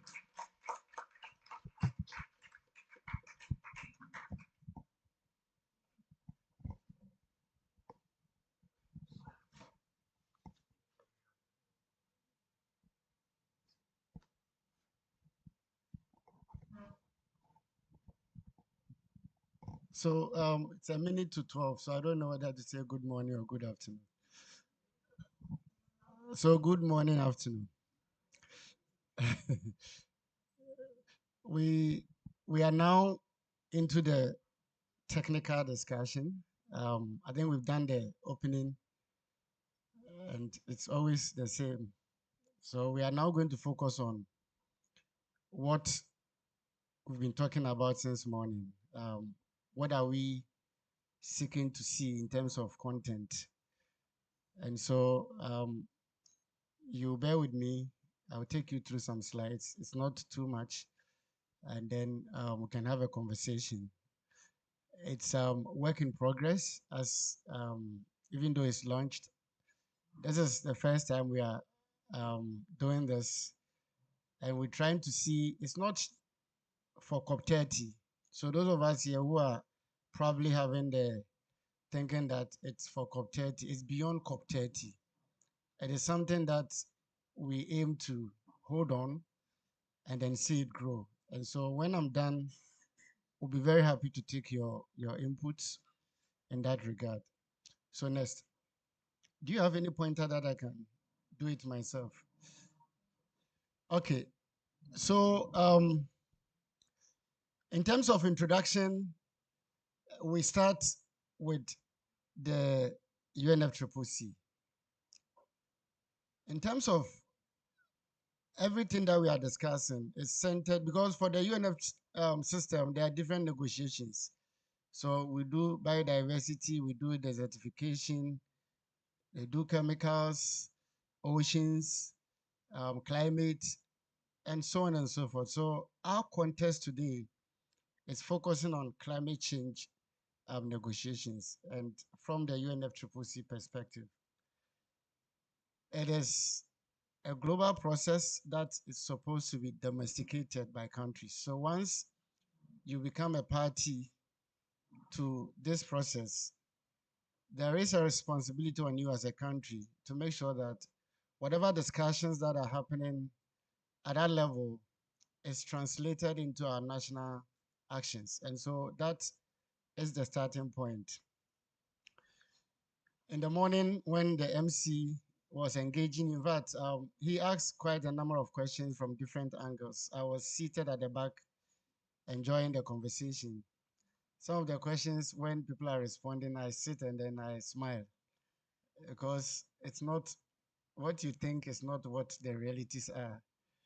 But because I'll have the opportunity to come here, I decided to keep quiet. And then when I'm done, then you can ask the questions, and then we can situate those questions in a more perspective manner. I have seen all the ranks of this process, and so I don't know what I can talk about in this room. Okay, so we had the issues running on resources, capacity, and so on and so forth. So the negotiations, as we are talking about, needs a lot of dynamisms. So not only from the capacity point of view. Somebody mentioned in the morning that, I think it's Said, who said that it's not only the negotiation room, sometimes also around the dinner tables, breakfast, coffee tables, those informal settings actually even play quite a number of roles. So we are looking at it holistically. As a country, we are not doubting our vulnerability. So from the coast to the northern part, and then also in terms of people and then ecosystems that we have, nobody is doubting our vulnerability. And that's the reason why we are trying to do this today. And so it's essential that we partake and then engage meaningfully in this. We're also looking at what are we doing nationally. There are a number of things that our climate actions run through.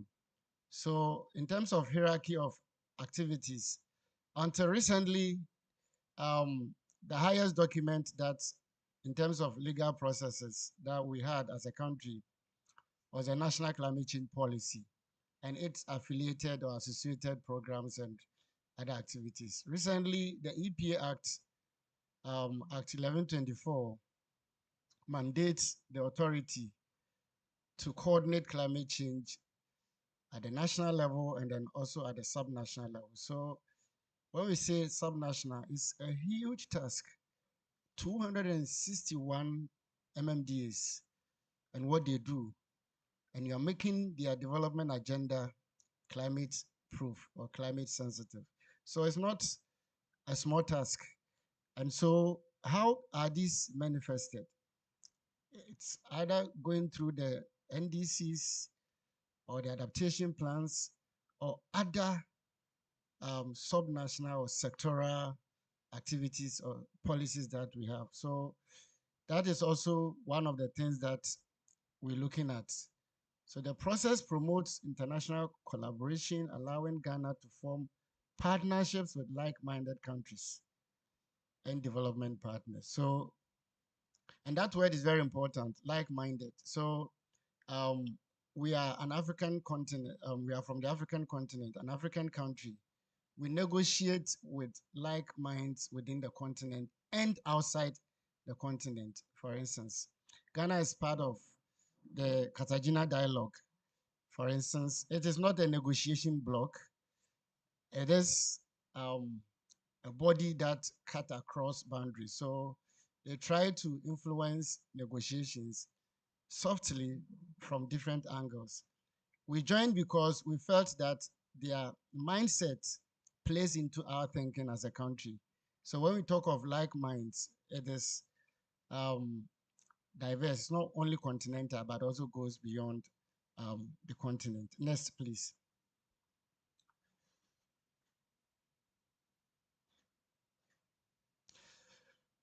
So since 1992, we have been part of this process. Doche is in the room. I think he's... Doche, how many COPs have you attended? Sorry for picking on you. So I think since Berlin, he's been around. No, he was not in Berlin, but I think immediately after that, he's been part of the process. So, so when those of you who need guidance, you can go and see him. So he's a master of corps.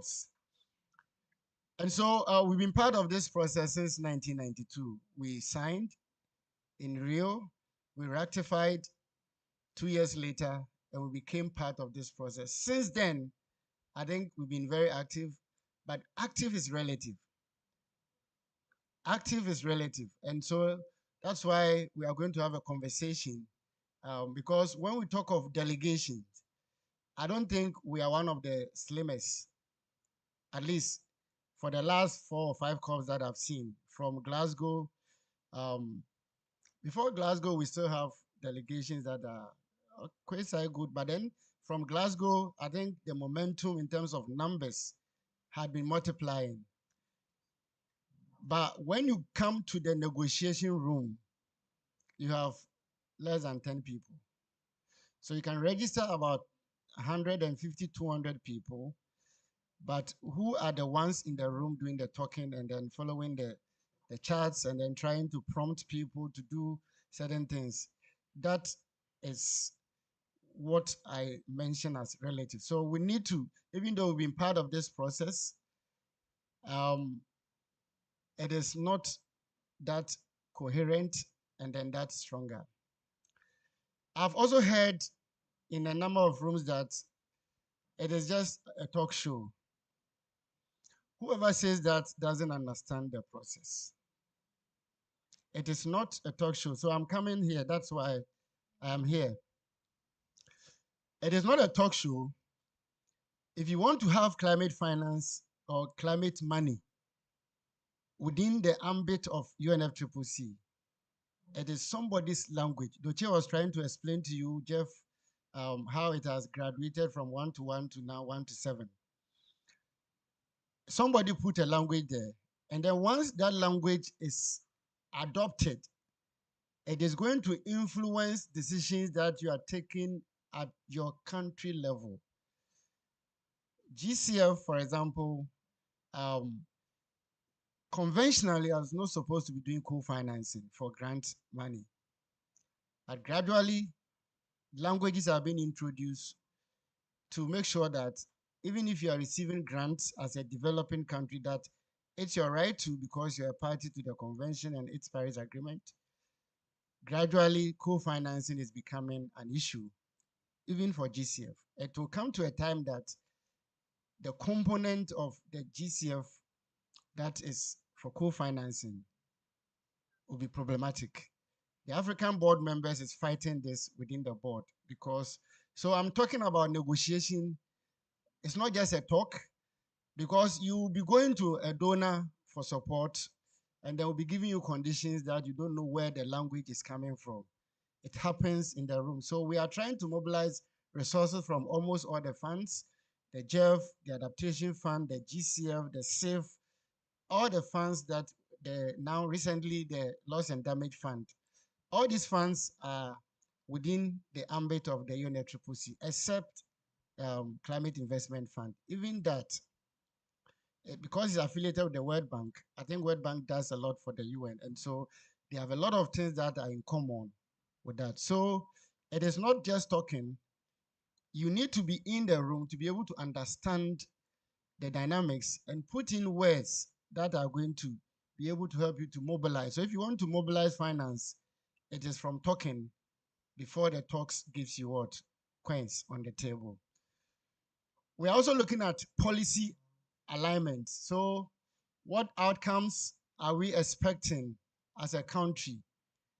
Even though we are a sovereign state, we, as I said, we also negotiate under bigger umbrellas. So from Ghana to AGN to G77, we have to make sure that our interest is not swallowed along the line as you move on. If you don't have a voice that represents the country, obviously it can actually lose out. Negotiations sometimes start with submissions. The submissions are opportunities for us to present what we think our national interests are within the bigger picture. And so once something is submitted, it is compiled and it's being discussed. Who will be in the room to match or to, let's say, what does a watchman do? Guard and guide, okay? To make sure that whatever that has been put out there by the country is being protected to see the light of the day so that it's not swallowed up. It is only when our policies as a country, we have strategies, we have a position to defend within the bigger picture. So we are looking at it from that angle. Negotiations also looks at capacity, technology transfer, it looks at partnerships, it looks at leadership issues, and then also for empowerment. In the interest of time, I don't want to pick them one by one. So once this roster is launched, and it has been launched today, we are looking at trying to build from this place up to this point. How can we align our thoughts as a country?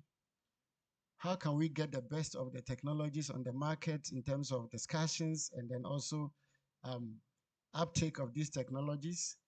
How can we solidly come together from different sectors private sector, civil society organization, government ministries, department, and agencies, because technically this country is not bankrupt. What is not present now is coherence. And so how do we bring this expertise together so that we can be able to move and be more visible as a country within the international negotiation space? Next, please.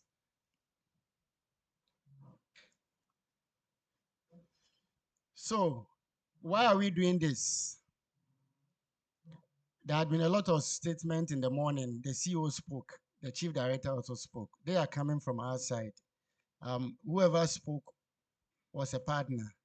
And I think they gave their perspectives about what can be done and what the situations should look like. For us, the negotiation landscape is highly technical. Mrs. Mensah was trying to draw some attention to certain things. It's not only about logistical issues, but it is highly technical and multidimensional. And we need to come together because sometimes when I see this, I get a bit sad because, and I'll continue saying this, we send people, now we are registering people to go to COP. Come and see the pressure from all angles and the caliber of people who want to go to COP. So they go and then that ends there. So you don't even see them anywhere. But then we are talking about Ghana's delegation. And so it's important that we look at the thematic areas. We abreast ourselves with these technicalities. It is highly technical, but it's been done by others. We can even do and do it better. It's a matter of we sitting together and then unpacking the issues and then dealing with them. So that's the first rationale. There are various instruments. So you'll be in meetings and they're talking about the Kyoto Protocol, they're talking about the Paris Agreement, they're talking about convention, Bali Action Plan, Cancun, whatever. It's people who have done this along the line. And once you are part of it, you'll be able to also understand. These instruments that we are working with have their own annotations and then connections. For example, if you are talking about adaptation fund money, you cannot be talking here. The genesis is here. You need to be able to know what is the connection, what actually brought about the adaptation fund. Why is mitigation money addressing adaptation? Because Kyoto Protocol is for emission reduction, mainly. Beyond that, nothing. So why are we talking about adaptation money, which is linked to mitigation? You need to be able to understand. This can be unpacked. We're talking about Paris Agreement markets, Article 6, 6.2, 6.4. Same article, Article 6 has a genesis that was under the Kyoto Protocol, which is what the CDM. How has it transitioned to this place? It is technical, but it's doable.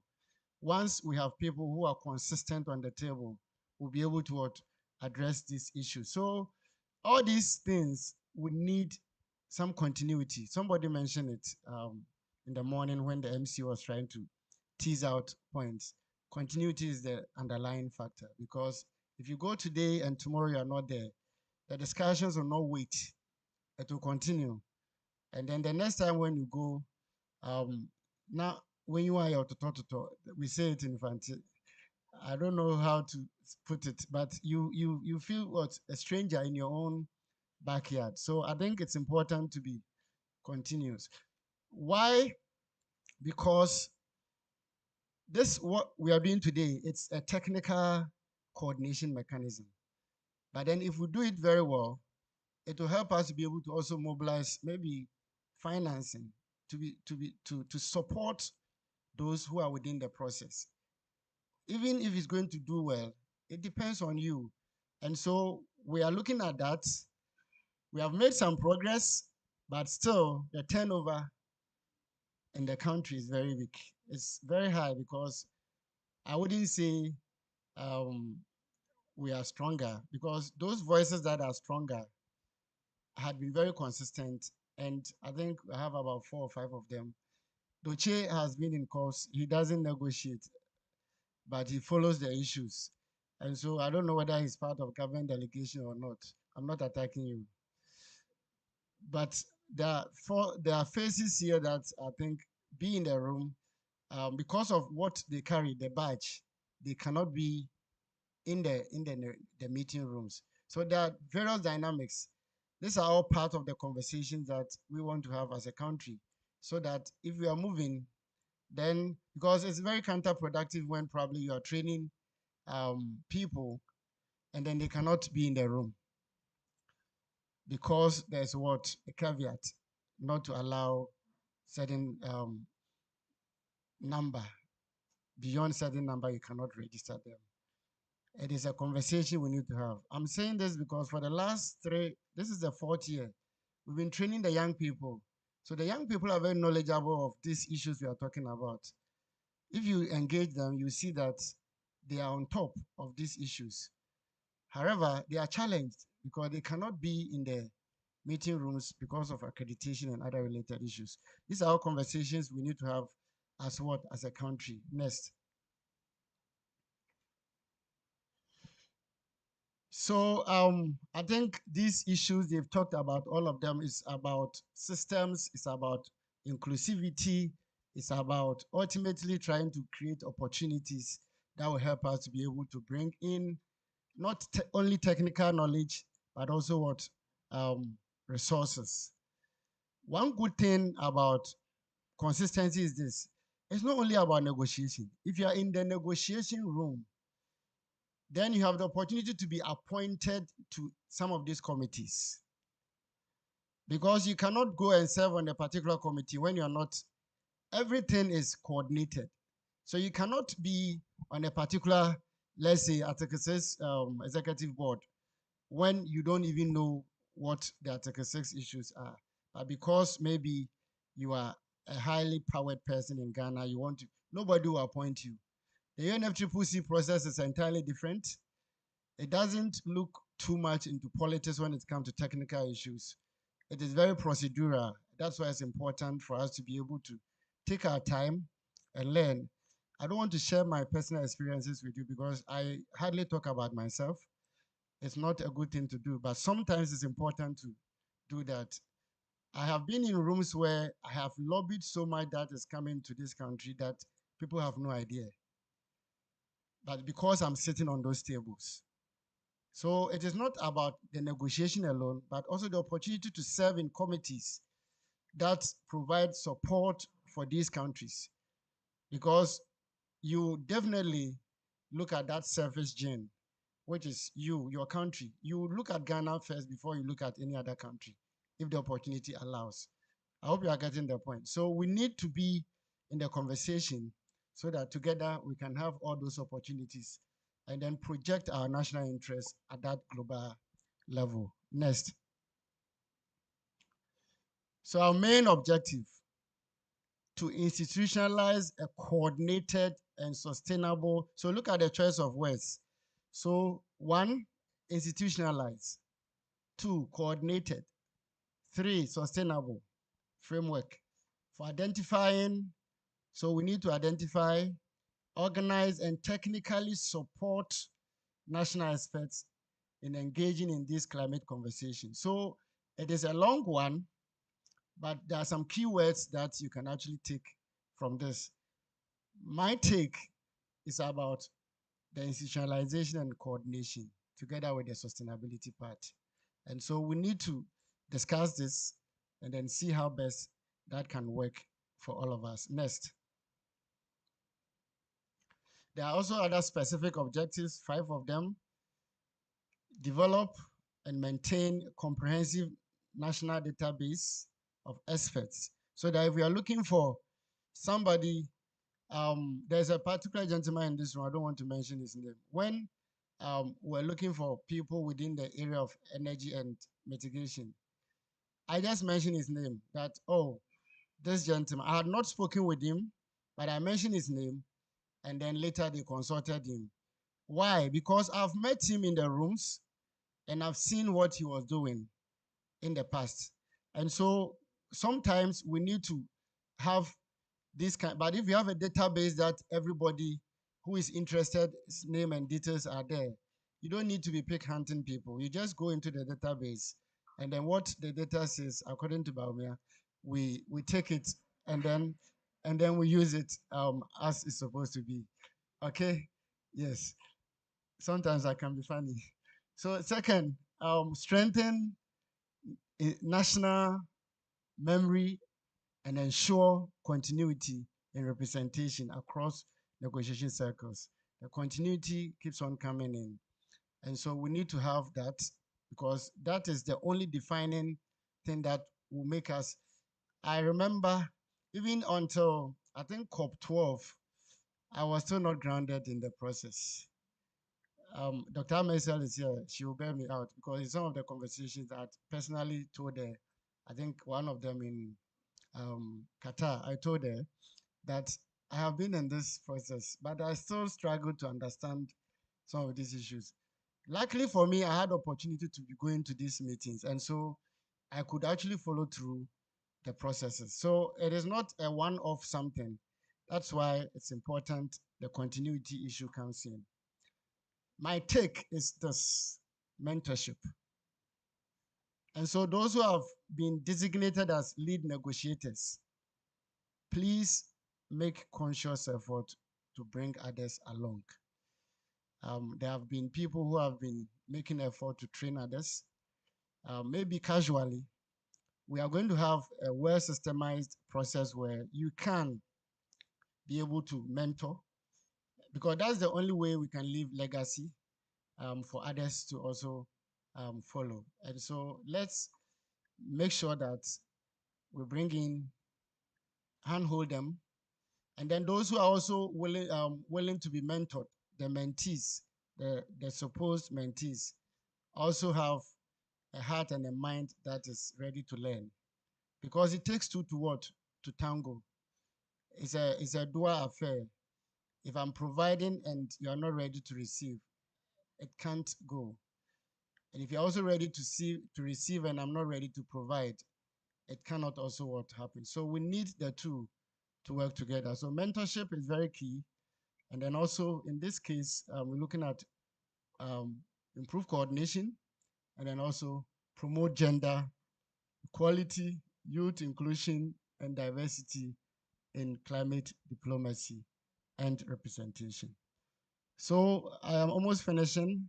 In terms of structure, our mother ministry leads, the EPA coordinates, so the secretariat sits at the EPA, and then we're going to have technical committees. These things are proposal. We are yet to know who is going to be part of the technical committee. Those things will be discussed later. But just to give you a simple structure, we don't want anything so complicated.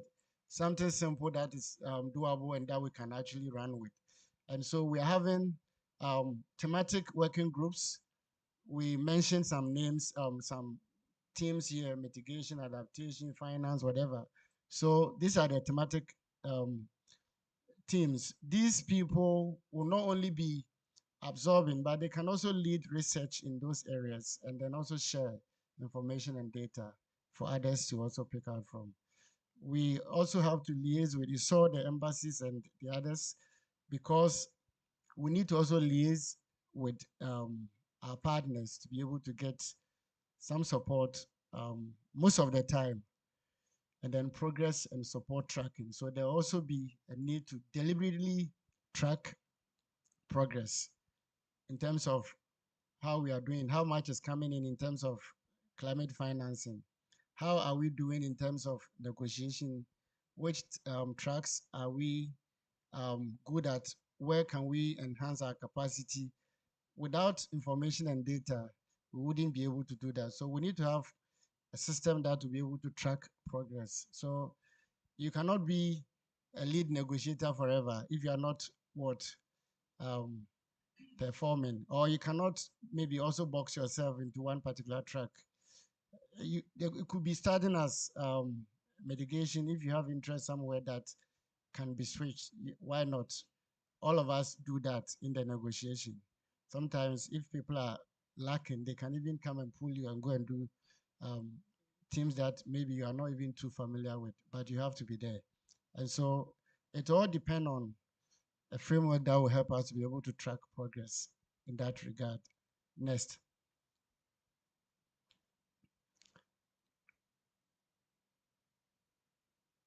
Yeah, so I think this is the last slide. So in terms of, I think this is the most important slide for me.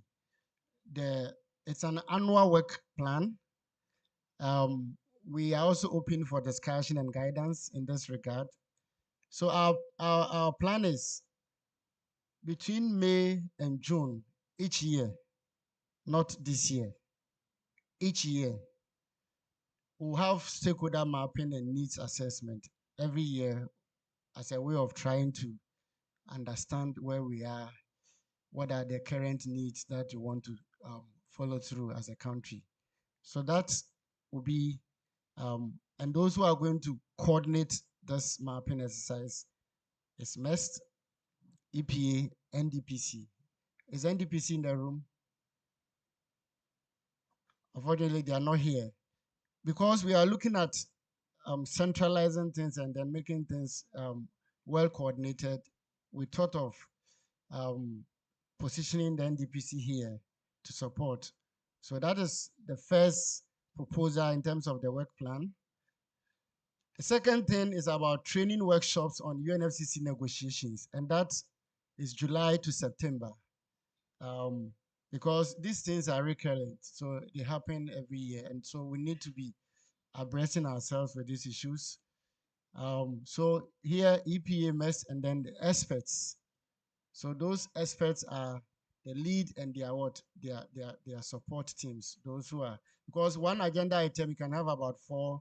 Finance in this room, I know we have about 5 people who are already in this room that are following finance.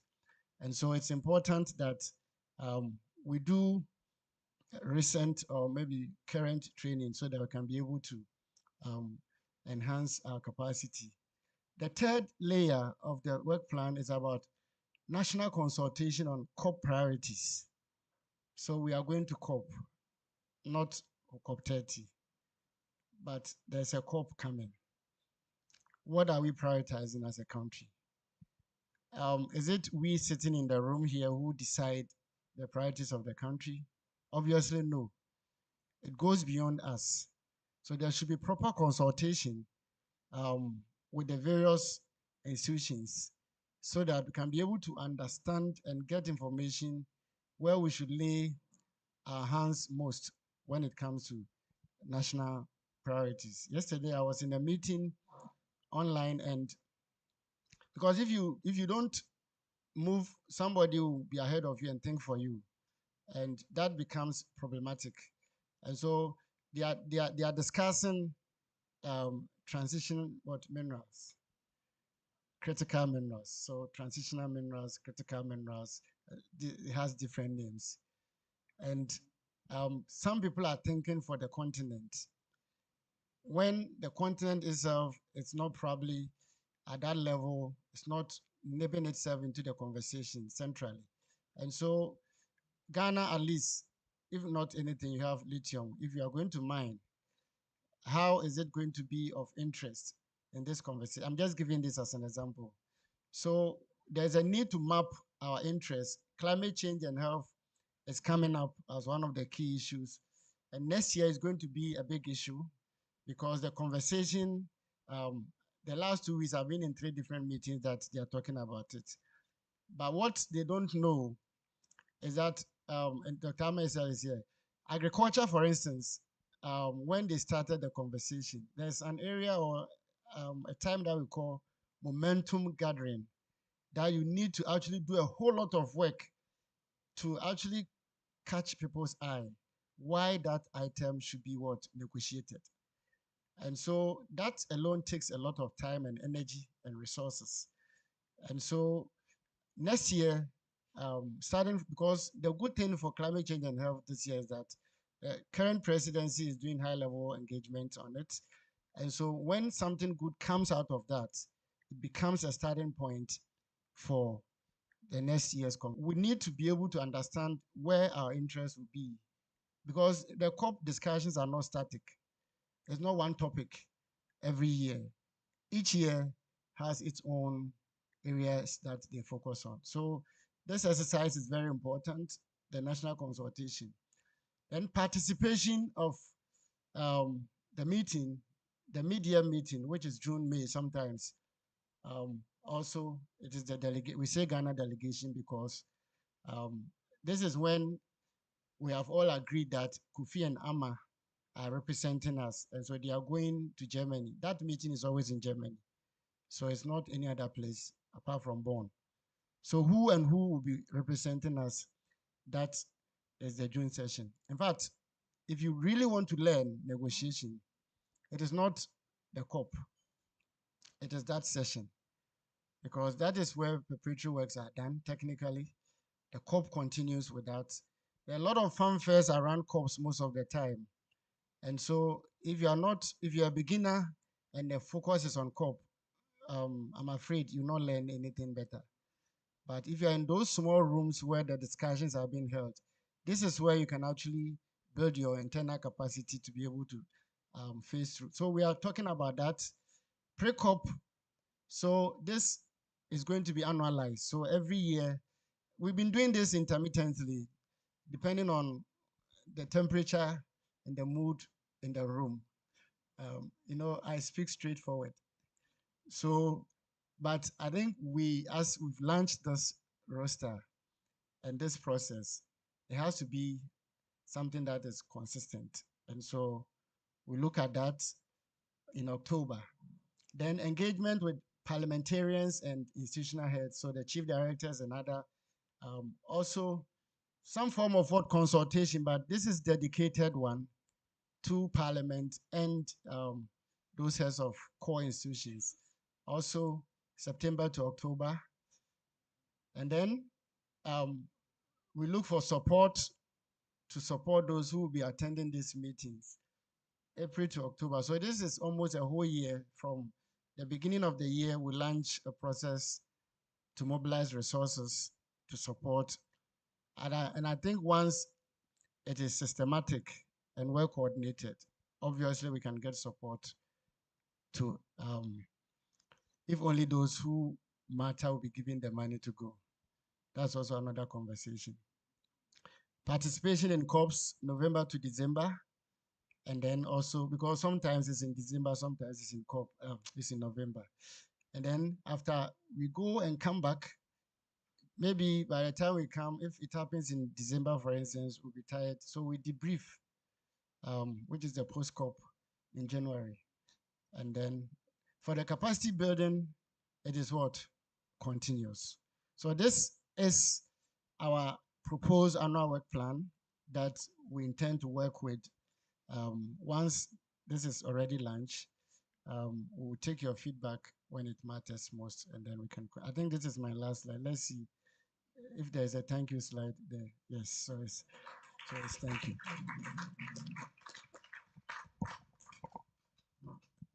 Thank you very much, Nana Dr. Entribo Siako.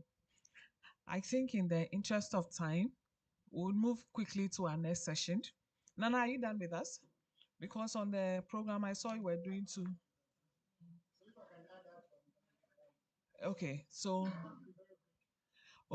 we'll let you take that presentation, then we move on. Please.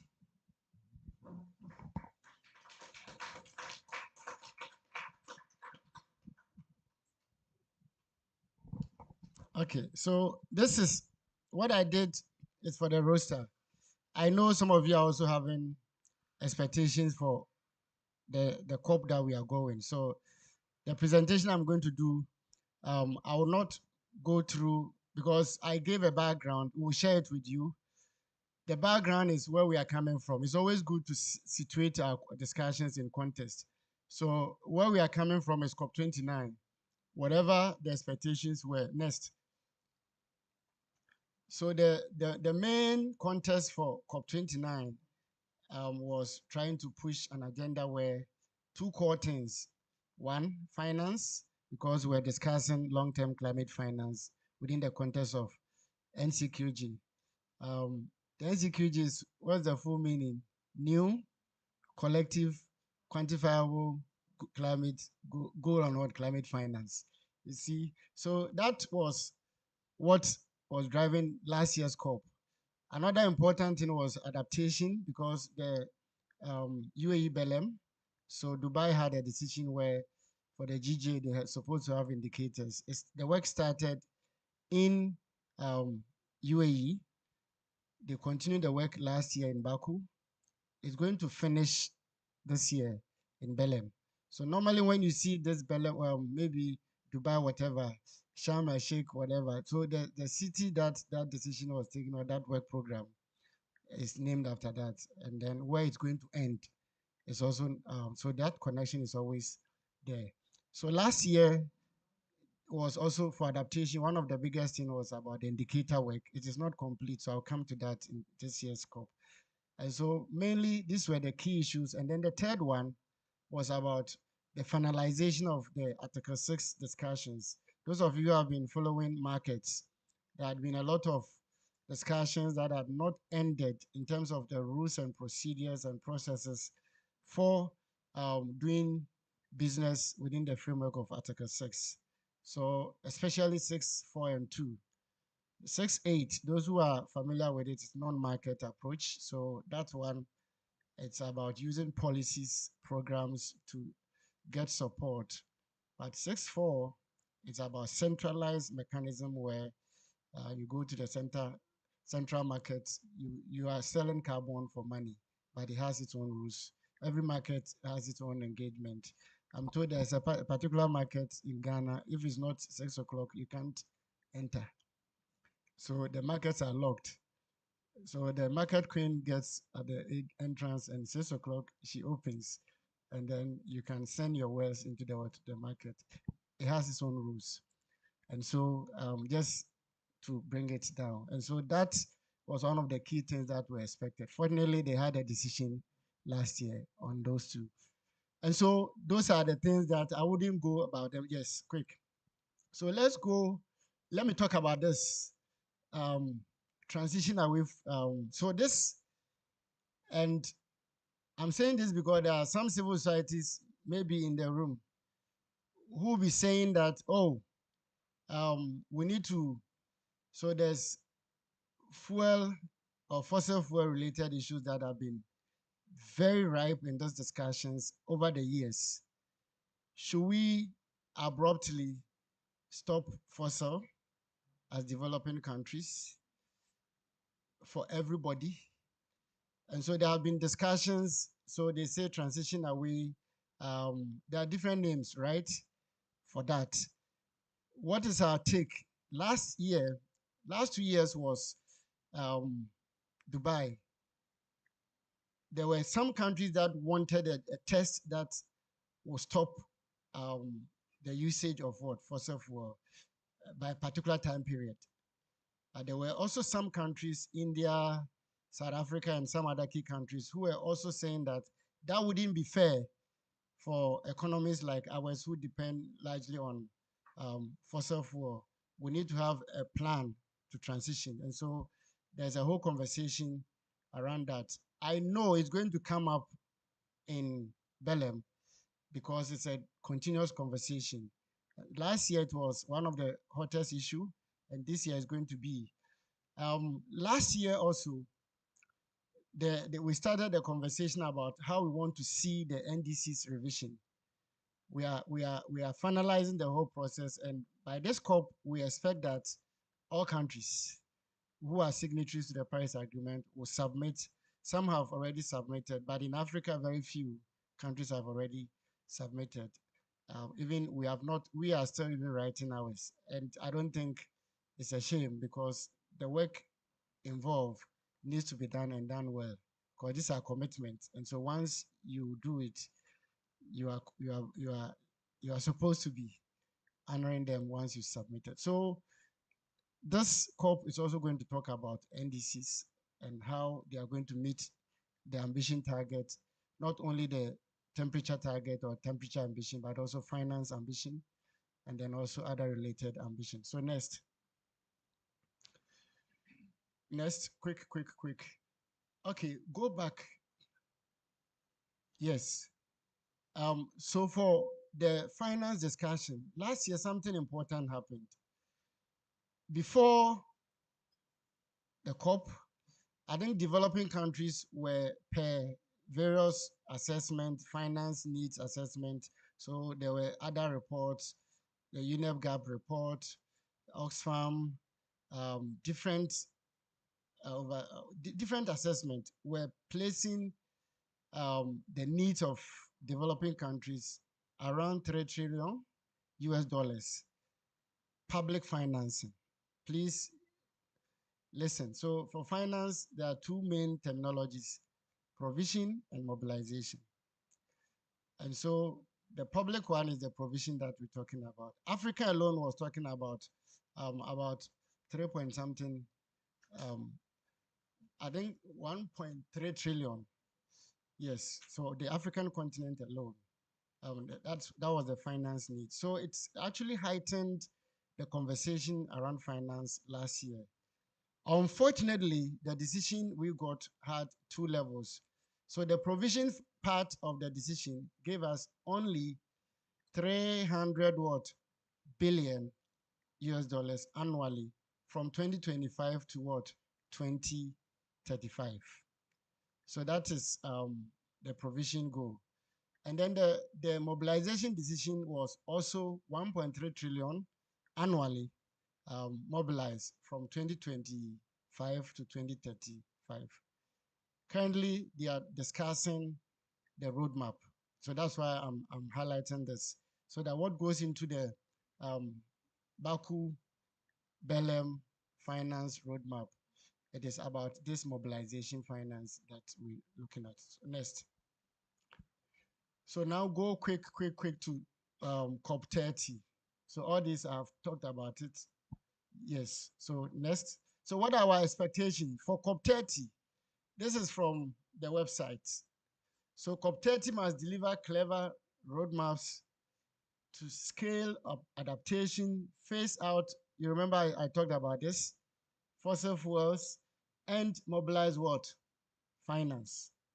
The multilateral climate regime is seen to be too slow, and COP30 in Belem will test whether governance can close the gap between reality and response. Why is this important? Because the Paris Agreement, since its adoption, is 10 years now. So COP30 is celebrating the 10-year anniversary of Paris. So it's very critical. Secondly, the convention itself is about what? 30. So 1994. So no, that was the signature, but I'm talking about ratification. So 94 to, so 31 years also. So you can actually see for 30 years, and this is COP30, what have we been doing as countries? And so COP30 is very critical. It has its own issues, logistics, but that's not why I'm here. I'm only talking about the substance. So this is, let's go, the lead statement. I don't think you need this, but those of us as beginners, this line is very important. So in COP, this meetings, we are going to have how many meetings? 1, 2, 3, I think 4 meetings, right? 4. So the CMP, those who are not familiar with the process, are all the meetings that are related to the Kyoto Protocol. So there are going to be meetings under, there's not much under the Kyoto Protocol, but still, because it's not closed, because adaptation fund related issues are all under the CMP. So there'll be meetings under the CMP. The COP itself is all the meetings under the convention. So it is presided, or it's going to be presided by what? The Brazilian presidency. So they are going to lead the discussion under that. There's this meeting called CMA. So the CMA is serving as what? Meeting of the parties to the Paris Agreement. So all the meetings that are going to happen under the Paris Agreement will be under the CMA. There are two bodies that are going to carry forward these discussions apart from the COP. And these two bodies are the SUBSTAR and then the SBI.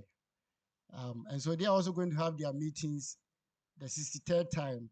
So the SBI and then the SUBSTAR are going to have most of these discussions, and they'll make recommendations for approval either by the CMA or the COP or what? Or the CMP. Have you understood it?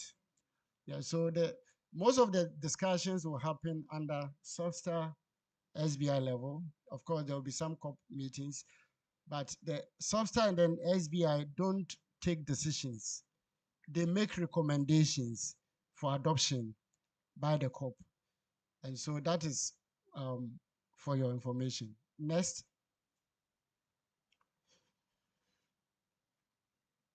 Okay. I think I can summarize all this. Go to the last slide so that yes, so let's stay here. So for this COP, my understanding, there are seniors also here, they can also add. There are about 4 main key issues.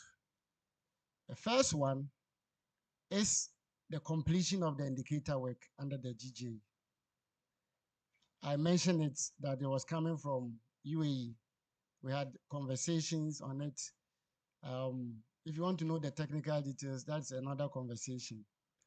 But all the work under that one must close in this COP. Because the decision says that we shouldn't have more than 100 indicators. And the negotiations have been two-phased. So you have technical experts doing their work, and then you have parties or delegates also renegotiating or negotiating the output from these technical experts. I think the interfaces sometimes become a bit difficult to manage. We are now going to have a final decision on the 100 or less, but it wouldn't be more than 100 indicators that are going to address the GJ targets. So there are thematic targets, and then they also have what? Cyclical, so vulnerable, dimensional targets. So these indicators are going to be negotiated and finalized. It is one of the things that is highly expected for this COP. And because it's adaptation and Brazil is a developing country, we expect Brazil to do better so that we can get a decision that helps developing countries. One of the key things about the indicator work is means of implementation, which has been very controversial from the beginning. Should it be part or shouldn't be part? You bring, they take it out, you bring, they take it out. Now it is in for the final test to be negotiated. Can the means of implementation indicators continue to stay as it is now, or something will happen to it? So that is what the AGN and its members are going to guard against to make sure that they protect the means of implementation indicators in the work. All the other indicators are important, but for us, the most important ones are the MOIs. The second thing that we are expecting from this COP is the just transition work. We are designing an architecture that will make all of us transition sustainably and equitably within this energy, adaptation, finance, whatever landscape that we find ourselves within this process. Last year, we couldn't have a decision. So Rule 16 applied, so there was no decision. Conversations started again in June and is continuing in December. How do we see the architecture of the just transition in December? It's one of the critical issues that we expect to see a decision on in COP. Another one is about the one I talked about regarding the 1.3 trillion mobilization. Even though it's been done at the highest level, it is something that we need to see visibility, how the roadmap will look like. There are two roadmaps. So the adaptation roadmap, and then also there's a finance roadmap. So these two roadmaps,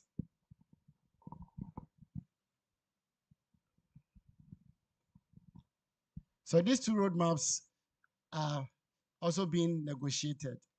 How would the 1.3 trillion roadmap look like at the political level and then also at the technical level?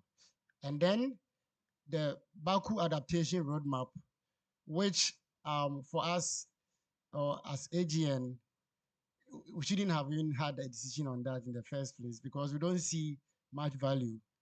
But you are not the only bloc that is negotiating. Others have agreed there's a decision.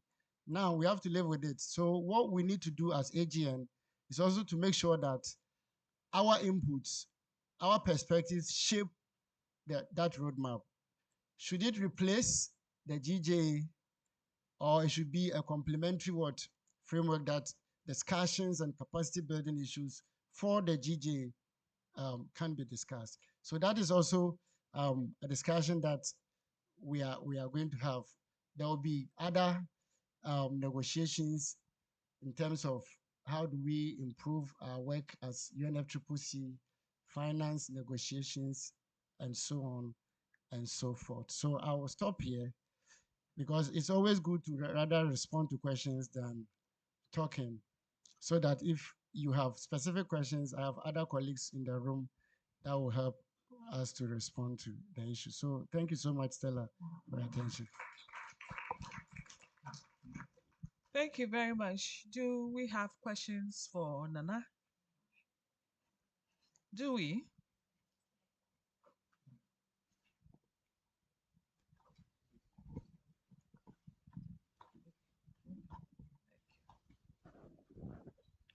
Thank you.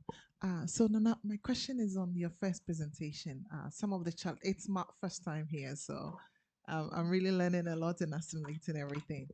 About you mentioning the high turnover in terms of the negotiators and how that sort of affects continuity.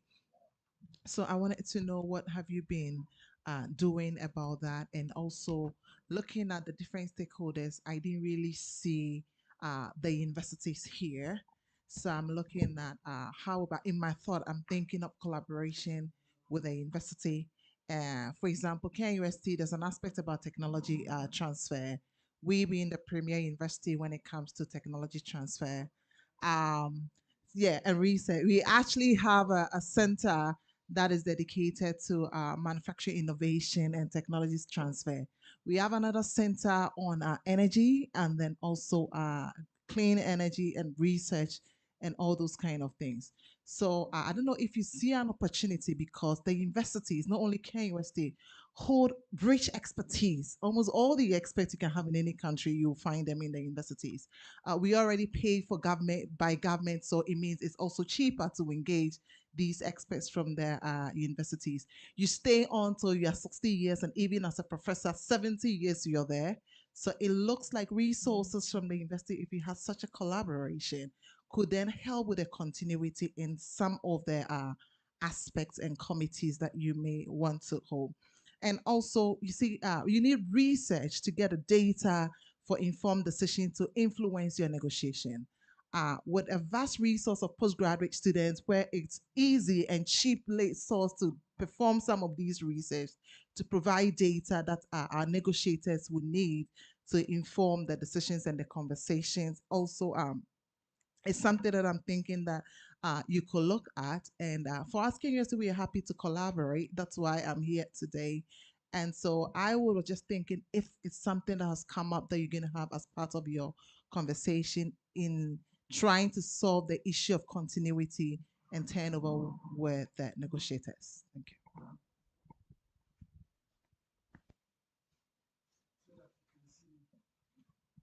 Is there any other question? Maybe I can take about three. And then Doc alone has three questions anyway.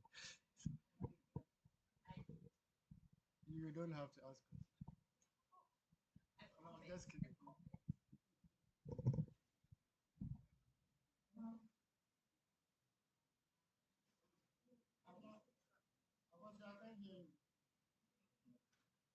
Okay, I think it's on now. Yeah. So thank you very much for the opportunity and thank you for the presentation. My question is on the first presentation.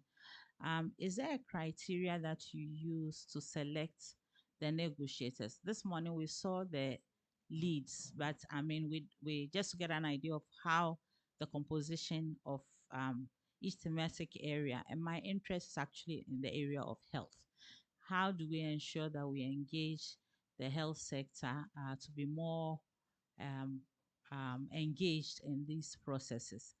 And then the challenge with the continuity. Um, there's a challenge there, but I'm also thinking how then do you bring on new people on board who, as you said, will learn from the process and maybe later on be able to um, uh, uh, take the place of the ones who are already like there'll be a time where people will be facing out and others will have to take their place. So how do you ensure that whilst you maintain continuity, you also bring new people on board to be able to learn on the job, as we say? And okay, I'll leave that for now. Thank you.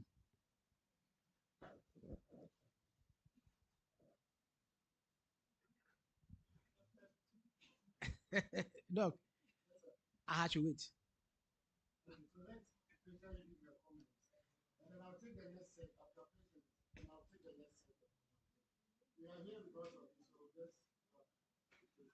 Yeah, thank you very much. And I think I really enjoyed your presentation. And my comment will be on the first presentation, the launch, the activity plan. Yes. I saw that you have the debrief in January, but I also think that sometimes, the work starts in June at the SBs. So perhaps if there could be a way of having something before the SBs as well, because sometimes, yeah, I think sometimes we have to start the work from the SB before we come to the COP. So it will be good to have a general um, country something before the SBs as well. Yeah, thank you. Respond to these ones, and then we'll go to with the permission of the moderator, we go the second round, then we'll finish with this session. Moderator, thank you. So let me start from Akosia's questions, starting from the bottom. How do you bring on board new people for continuity? Very important question.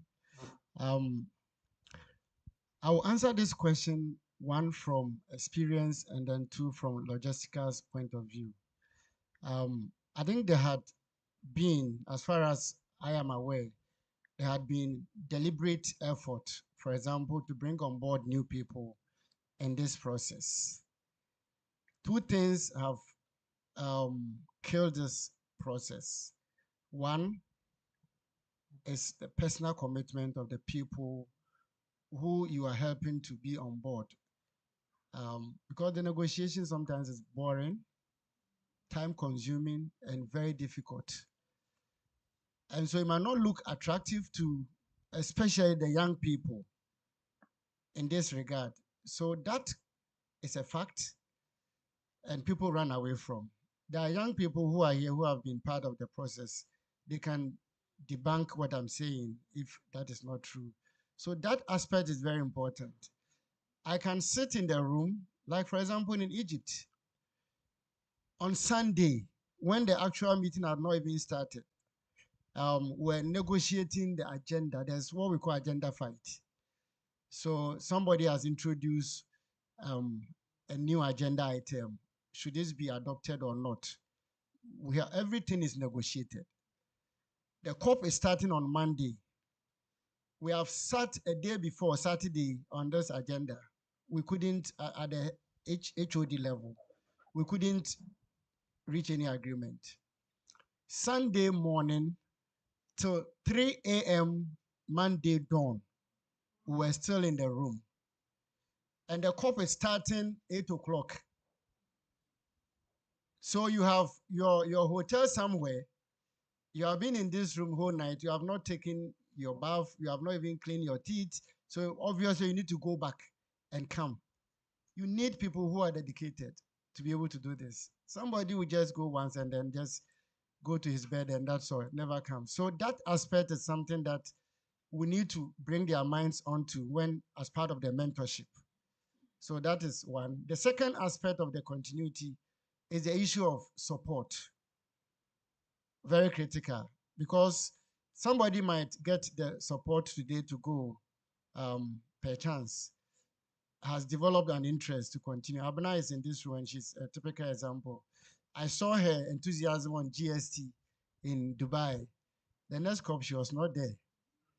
And I don't think she decided not to go, but there were challenges of support. And I have some other young people in this room that. So the second issue has to do with support. This is why this is important, so that if we have agreed as a country to go with this delegation, how do we support them to be able to get there? So that at least you have your core negotiators, leads, and then their supporting team to be in the room. So those are the two factors that I can say. There could be others, but these are the main driving ones for the continuity. The second one that you asked about the criteria of selecting the leads or the negotiators. This is the first time we are doing it. So this was based on those who are already in the system that we know are leading some of these thematic areas. So they were automatically given the leads. But going forward, it is not going to be, as I in my presentation, that somebody will be permanently be a lead for something if you are not what delivering. Let me put it that way.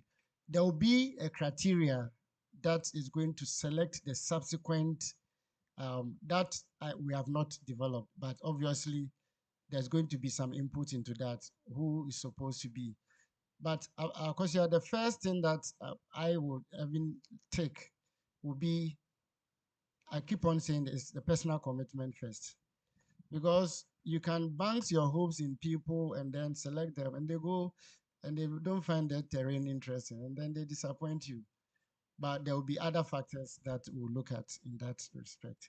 From Doc's 3 questions: research for data, looking at a lot of theses. I'm also an academic anyway. I teach at Lego.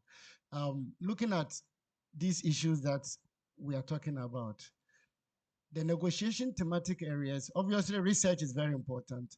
There are special areas that probably thesis will not be addressing this unless somebody had a focused discussion on something, because they are time bound. They come, so there will be always an ad hoc research that has to be mobilized to be able to look into these issues and then support, because you are right, you need evidence to be able to push your position through, and that cannot largely come from student thesis. It has to be something that is well organized to focus on the issue at hand, so that we are talking about GST2. Now they are looking at how would the GST2 address those needs or gaps that were identified in GST1.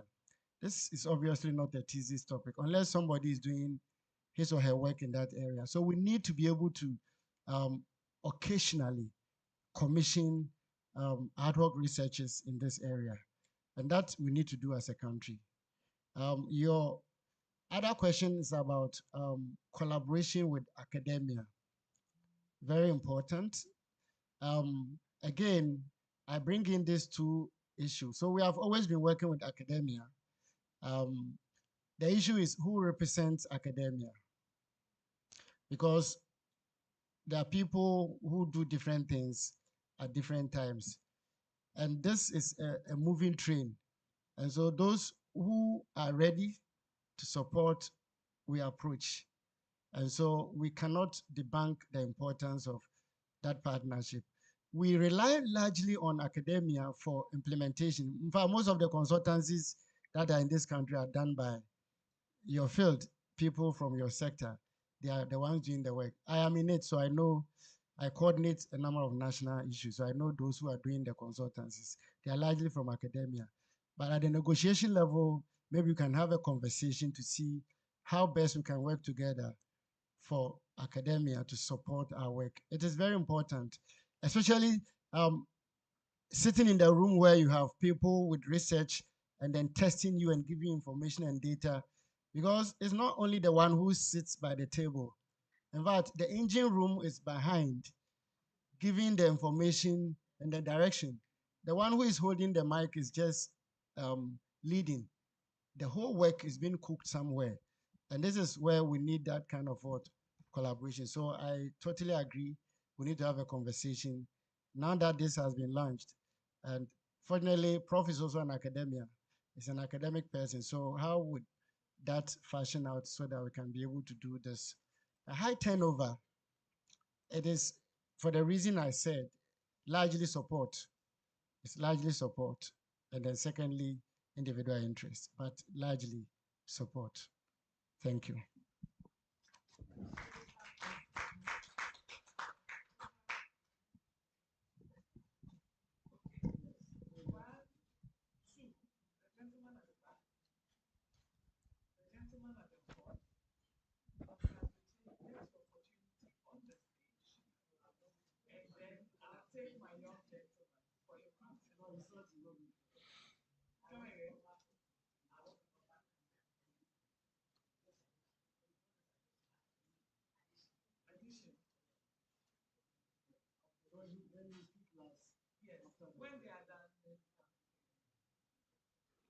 All right, thank you so much. My name is Samuel Lusansa from the Ghana Meteorological Agency. And Dr. Intribusiako, thank you for the wonderful presentations you have made. I was keenly following your presentation, and especially on the roster. I mean, there was a section which really pricked my mind. That's on the institutional framework. You know, when it comes to climate change, I would say the institution in Ghana that really monitors climate is Ghana Meteorological Agency, because in terms of weather parameters and other stuff, these are those that brings about climate change. So when it comes to climate change, it's something that we really play a major role in. When I was looking at the institutional framework, yeah, I was wondering where Ghana Meteorological Agency can be placed. So how can we also find ourselves within this? Though there are areas where I can see within a framework that can be pushed. So my question is, where can we be placed? I was also wondering, I think some of my questions which I wanted to ask have been asked already, so probably I wouldn't go there. But in terms of representing the country as a whole, how can we really remove political influence from this whole thing? Because we are talking about Ghana, not politics. But that thing is it's a big challenge. That's what I see. So how can that be, taken out just to make sure we get good representations for the country? Yeah, thank you. Thank you.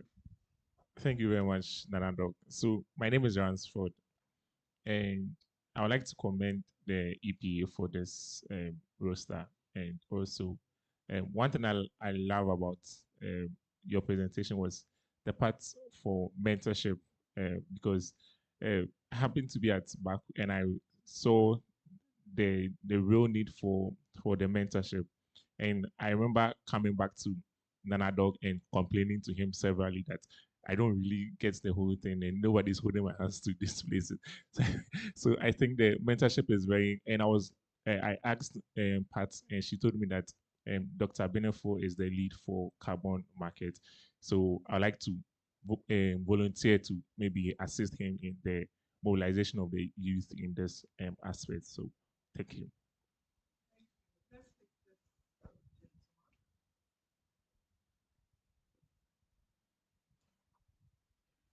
Thank you very much. My name is Noah from the United Youth Initiative for Africa. So, Doc, my question is first of all on the CSOs. So, I think you've mentioned clearly that sometimes there's no funding, so continuity is a problem. And we have a lot of CSOs sometimes who have funding and are able to participate in the COP. So, are we going to have a specific quota maybe for CSOs in terms of the negotiators? Because sometimes they have funding, they are able to go on a consistent basis. So what will be the role when it comes to negotiators for CSOs? And then also with regards to the negotiators, is there going to be a cap, maybe a specific number? Because I don't think we are going to be adding up to negotiators every year. So are we going to have a specific number, maybe 50, and it takes 5 years, then we add up, or how is it going to be in terms of the various negotiators for the various leads that we already have? And for that cap, if we're going to have that, is there going to be a specific quota for CSOs as well? Then finally, on the national delegates, for Ghana, do we normally consider CSOs as part of that? Because we have a lot of youth and other organizations that go. Do we normally consider that as part of the full number that is going for Ghana? Thank you. Okay, so no, Dr. Doche.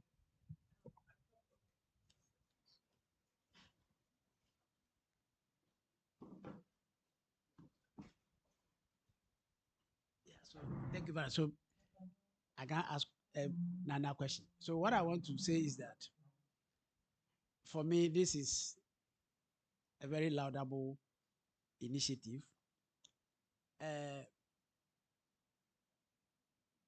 Before I even made let me see by hand those who belong to the CSO fraternity in the room here. I can't see. Then let me humbly ask of those who are from the government agencies. How many? How many?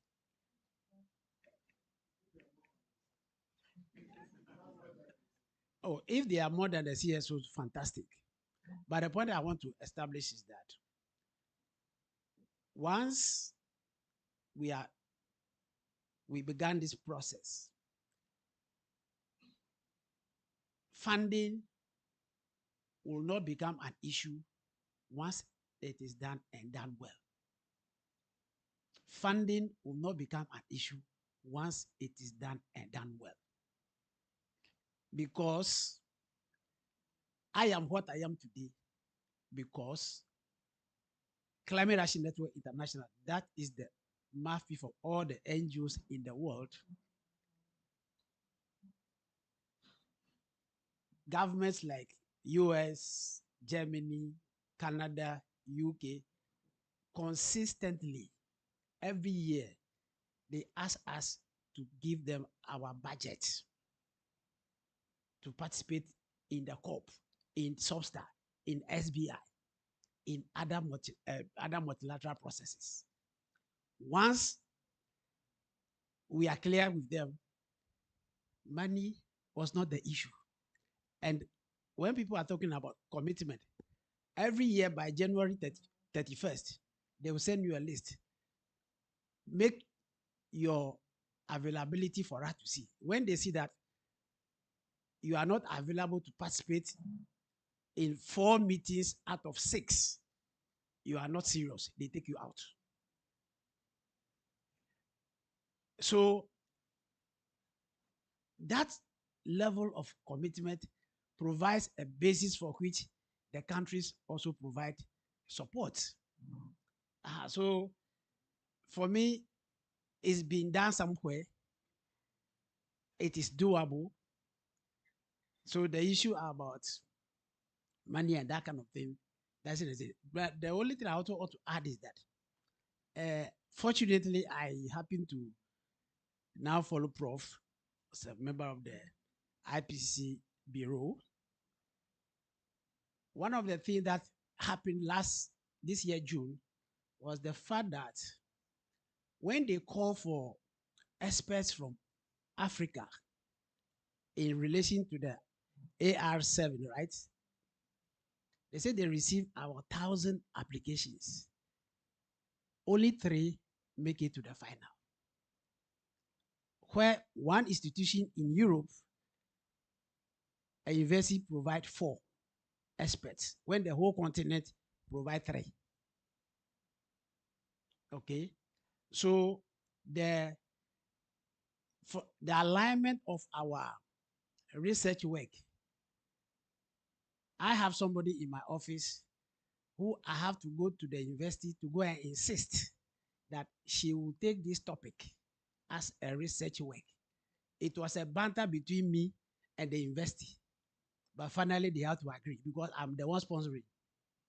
So she graduated with that, and she's building on that, which is going to be a key issue as the negotiation moves along.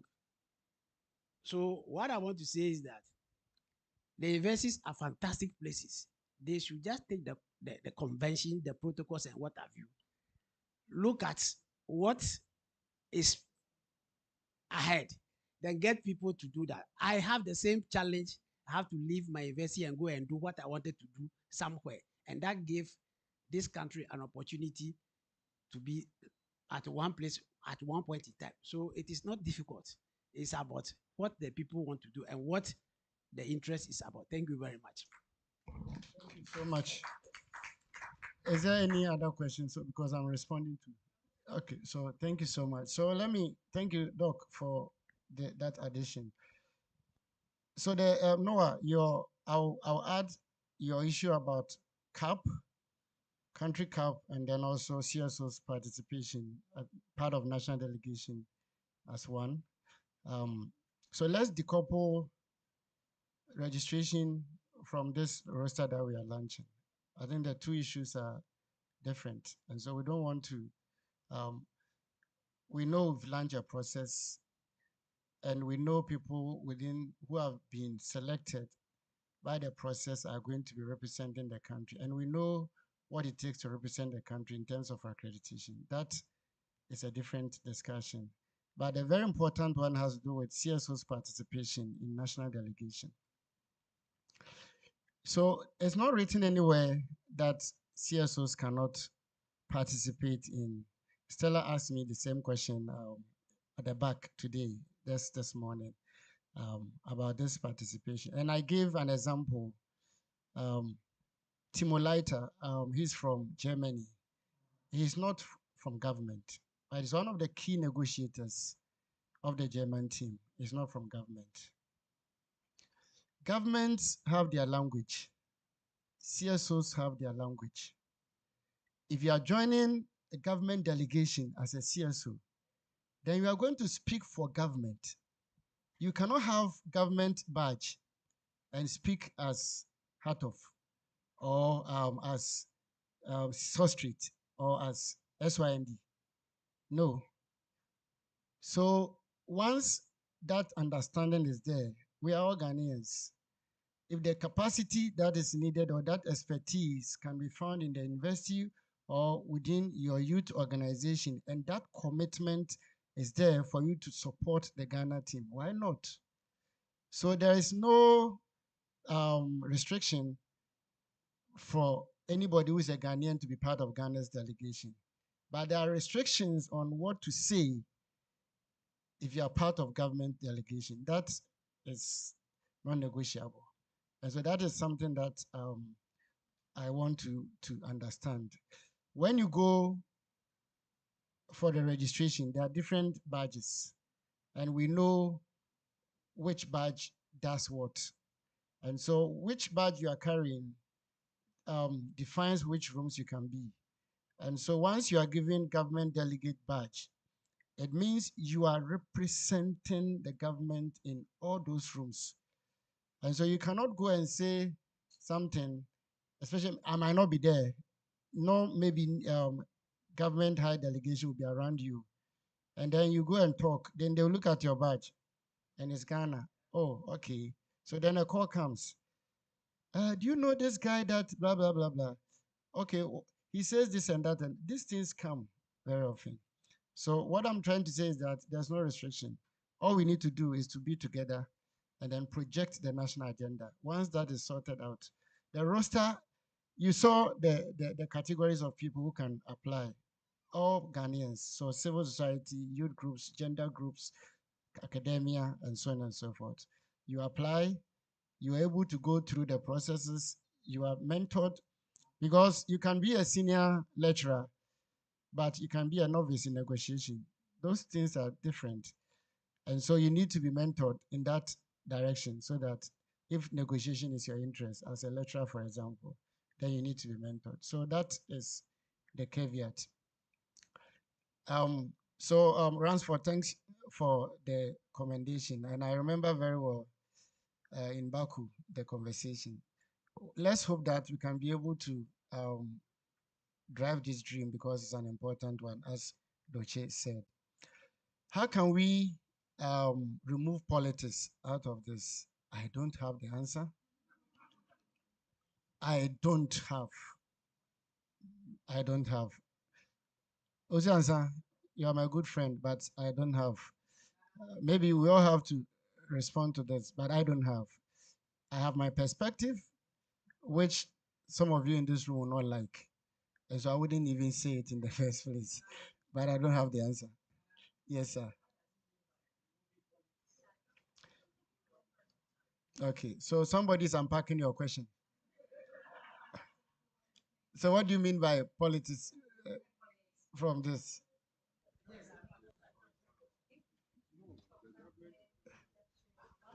Can you give him the mic to clarify himself?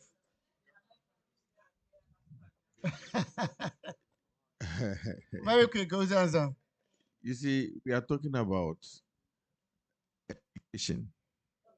We are talking about a delegation from representing the country, the influence from the top. All right, it could be probably, the main focus is moving the country forward, but at times there are some kind of like influence that really shift the focus. I'm not being clear, but but let me come in. I think the point is, Ojansa, for climate change negotiations, there are two levels. So there is the politics aspect. So you have high level issues that are purely political. Those ones, they will continue to be there because at the end of the day, the agreements are signed by governments. And so they continue to be part of this process. Funding, the German guy was talking about, and then the Danish guy was talking about money that it is their governments that signed, and then they are making commitment on behalf of the country. So those decisions in those boardrooms are there. But when it comes to probably where I understand you is maybe this is a technical roster, and then you have mentored people, and then maybe Kofi is supposed to go because Kofi has been mentored, and then Kofi is pushed aside, and then maybe a politician brings Adjoa, and then Adjoa had not gone through the process. That's how I understood your question. And then Adjoa is asked to go for that meeting instead of Kofi. I think that is basically what you are asking. Okay, so as far as I know, this is going to be a technical platform and nothing more, nothing less. So let's stay at that. But I don't think that it is going to be a political platform.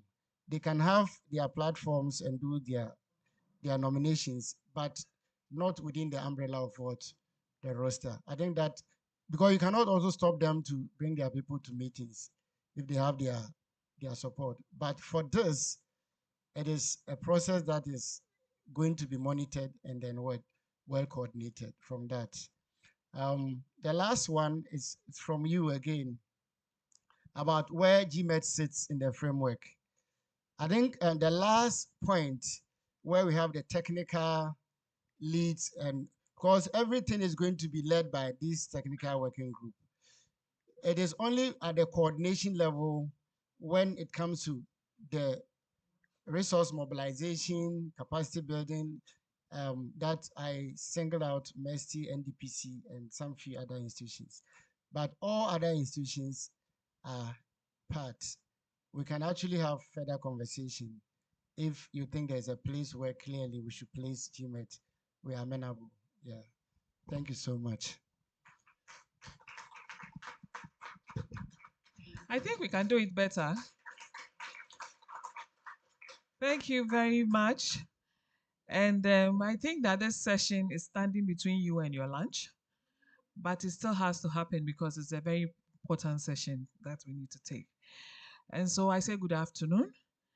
And then today has marked a very important day, as is the first that we have officially launched the roster for negotiators, which is a milestone that is reflecting that Ghana is committed and strengthening our voice and influence in the international climate negotiations.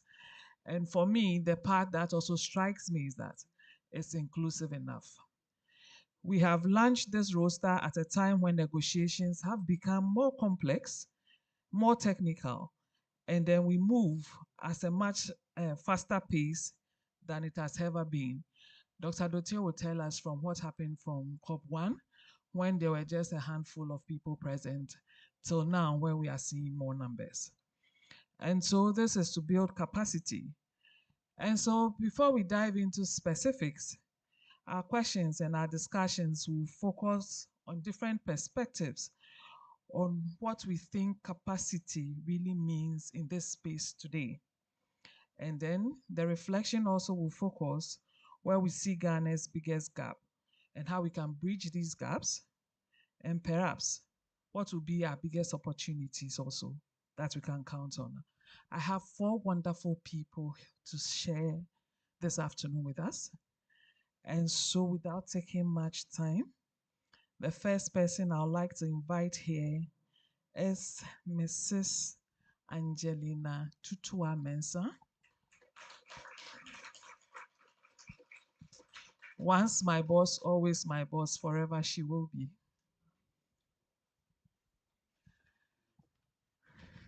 And then the next person to join us here, yes, I have a very wonderful profile of Mrs. Angelina Amatutua Mensah. And then take a glance. She worked with the EPA, she's retired. She focuses on response measures, just transition and gender. And then she has done a lot of work with the NDCs, a lot and a lot and a lot.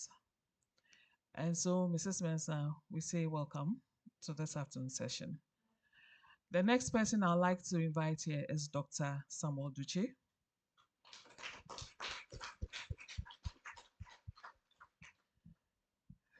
We are on some platform and we see a number of awards coming his way. He's been in the process for a long time. He holds a PhD in sustainable development and diplomacy. And I'm reading that he's getting into international law. Have you graduated yet? Okay, congratulations in advance. And so she has been part of diplomacy, Society of Diplomats, where he heads. And so please take a look at the profile, a very much experienced in climate negotiations. The third person I'd like to invite on stage is Mr. Nana Minta Esiedu Ampedu Minta. Are you here? Sure. So he represents Green Africa Youth Organization. And so he's a strategic leader in youth development. And then Mr. Minta's leadership has extended across research, policy advocacy, global climate networks. Today, we would hear from him as well. And then the last but not the least, I would invite us Mr. Isaac Kwabena Danso, who works with the Environmental Protection Authority. And so here is a negotiator as well. Oh, he's blocking his own profile. And so a lot of you know him. He says he owns a master's degree in climate change. Yes. No, when he went to school, he went to do other things apart from that. Do you want me to say it? Okay. I've been bribed. So he holds a master's degree in climate change and sustainable development, and then worked in agriculture. And then he's on the Ghana National Article 6 Technical Advisory Committee, on and on and on and on. Article 6.8 is the non-carbon, non-market. Isaac, please take your seat. A profile will be pasted. And so this afternoon, we are looking at how capacity from the concept notes, we are looking at consistency. We had consistency today, continuous capacity building, how prepared we can be, how effective we can be in climate negotiations. Dr. Adoche, my first question will go to you. From a CSO's perspective. This question, what I want to say is that, yes, civil society constituency is not a constituency that should be considered as an add-on or a second fiddle group of people. I think it's a choice that some people decide not to work for government. They decide to work for a private sector.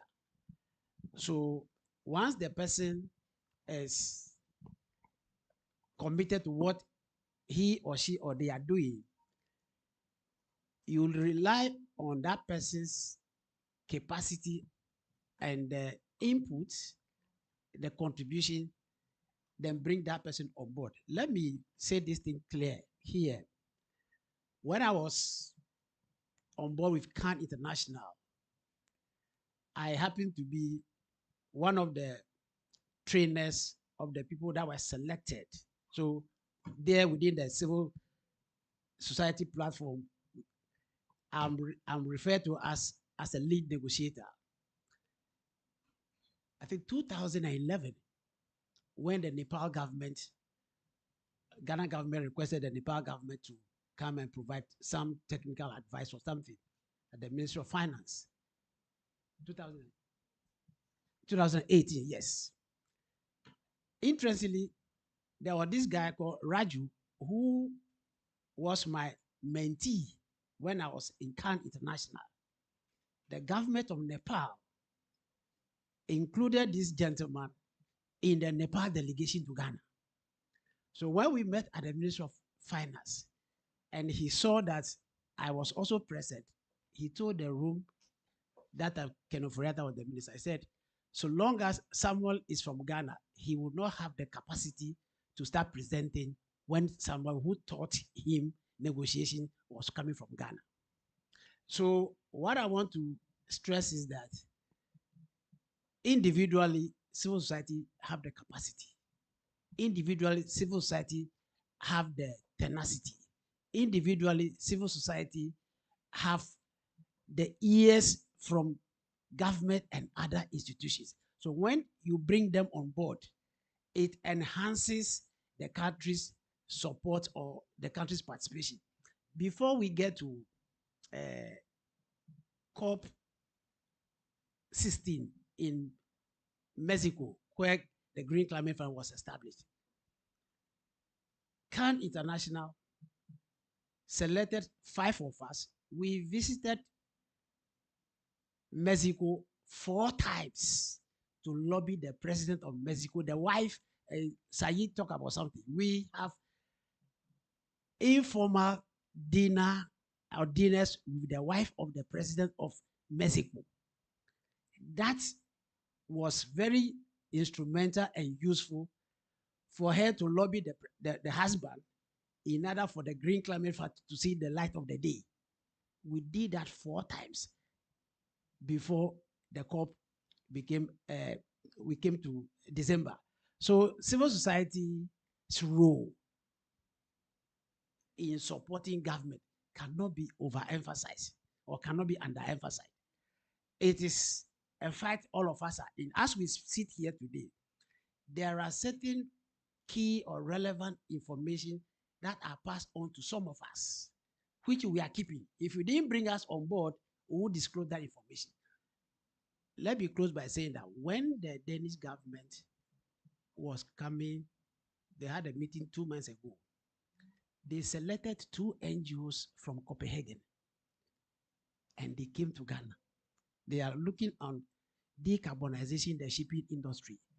International Maritime Organization has gotten money. This civil society, these 2 people came and met me that this is what their government has asked them to do. So please guide us as to who we should talk to, who we should not talk to. Thank you very much.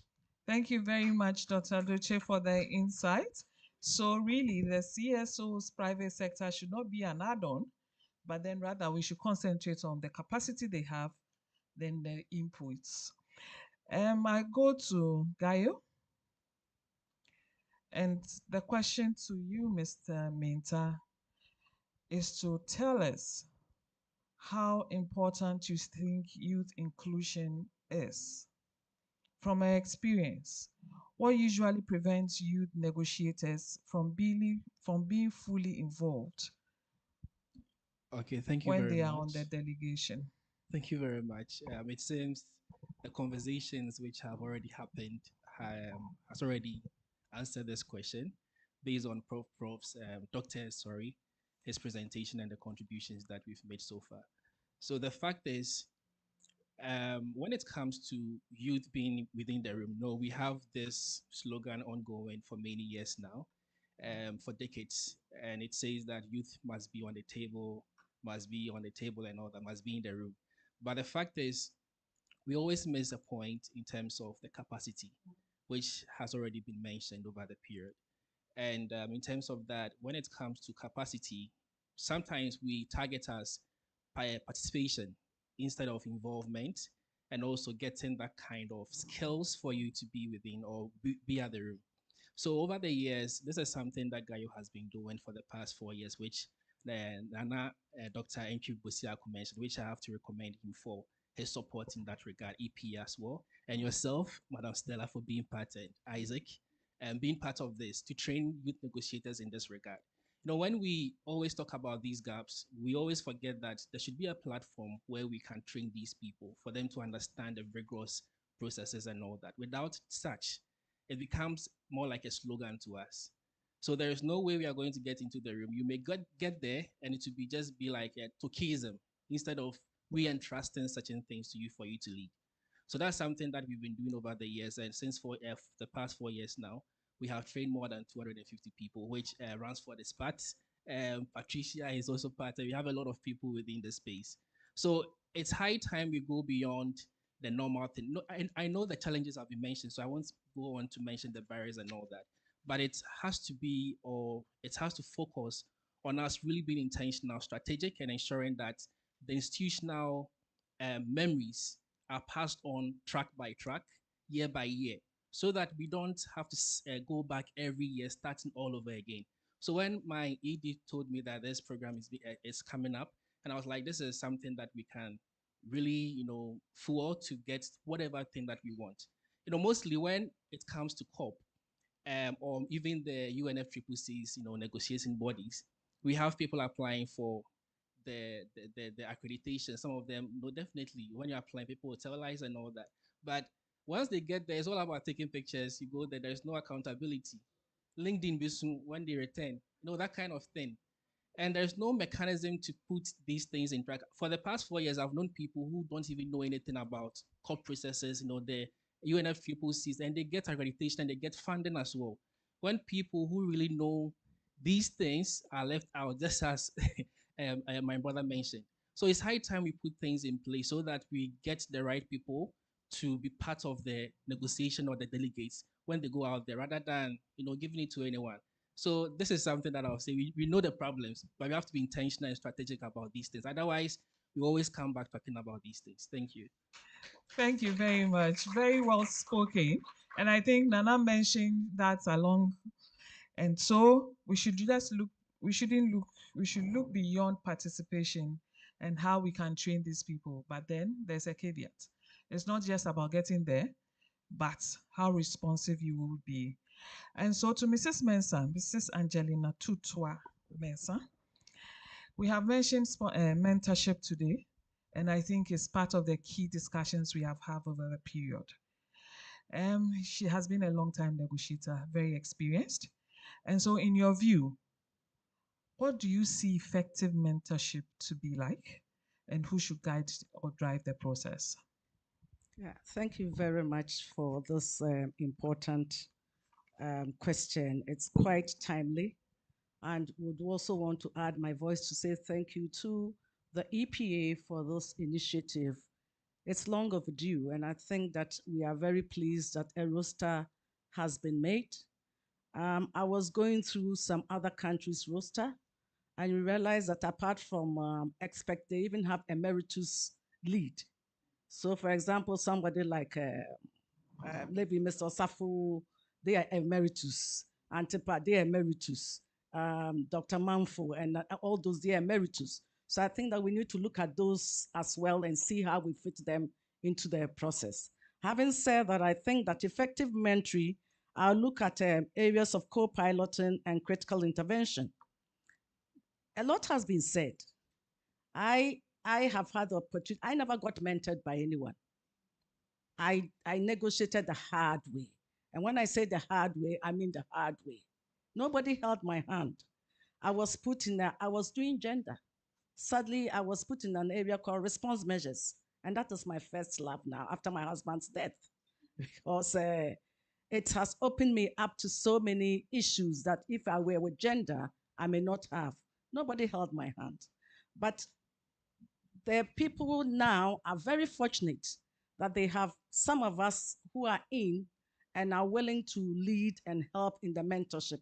A couple of times, Doc has said, oh, this lady is coming to this process and then mentor the person. And by the time you realize, I can't see the person, vanished. And there's this issue that they come and it's just that they want to go into just transition work program. But you see, there's synergy between response measures, Article 6, just transition, finance, and all of them. So if you do not actually appreciate response measures, you will never appreciate just transition work program. I mentioned the first thing, that is co-piloting critical interventions. So then emerging negotiators should be allowed to draft interventions, deliver statement, and engage in contact group discussion. There's also what we call the shadowing with purpose. New negotiators should observe experienced leads. And you cannot just get up and pick the flag and speak. You should know what you're saying. And before you know what you're saying, you should understand the 30 years ago convention so that you can do the linkages. Because if you are just looking at the Paris Agreement, developing countries will suffer. And that is why sometimes the negotiations go on, because we mentioned something about the equity. And the equity issues is more with the convention than the Paris Agreement. And so if you come in as a mentor and then you just look at the Paris Agreement, you're doing Ghana and the developing countries a disservice. So it is very important. You have to make sure that before even maybe you want to speak, please confer with your lead, whichever area that you are. The other one is the cross-pillar exposure. I've just mentioned, you should understand loss and damage. You should understand if you are with gender, that doesn't mean you don't have to know what is happening in response measures. I must say that as I sit here as a response measures negotiator, response measure is something that most of you here don't appreciate negotiators to take that up, young negotiators. Ghana is going to lose between $3 to $5 billion annually during the transition. Because it's about workers. It's about policies coming from Europe. We have what we call the carbon border adjustment mechanism, our gold, our cocoa. These are issues, I mean, it's got to do with the day-to-day lives of our people. But we don't seem to be very appreciating. We just want to go into adaptation. I'm not saying it's not good. We want to get into loss and damage. But I'm telling, we are all here. And Doc, please try and push people to response measures as much as possible, because actually it is holding the economy of every nation. The diversification of the economy is going to come through response measures. So if we do not have young negotiators getting interested and they just want to go into just transition work program without even understanding Article 6, because if you, Article 6 actually, there's a lot of Article 6 which is response measures. It's a mitigation measure, and response measure is a mitigation measure. So if you're just doing Article 6 and you don't have view on response measures, then when it comes to reporting your BTR or your enhanced transparency framework, the social economic of it, you will not be able to report. And I'm sorry to say that is the problem we are having in our NDCs. We've not been able to report effectively on the social economic impact of policies and measures which is happening. So please, I retreat here, and I'm glad I have this platform. I'll still go on response measures because it should not die a death when some of us are no longer there. We also have the sectoral vulnerabilities, which we need to also understand what your country needs and what ECOWAS is not a negotiating bloc, but at least they have some issues that should become a negotiating agenda when you take the floor. So Ghana says, I just want to talk about critical minerals. Maybe South Africa says, I don't want to talk about it because I am more interested in my fossil or in my coal. Now, how do you do the two?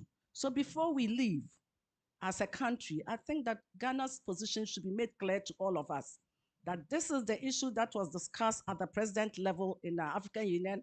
It's trickled down to the ministers of environment, and now it's trickled down to our country. What do we need in the area of gender, in the area of Article 6, in the area of response measures, in the area of finance, in the area of compliance, technology? What do we need as a country?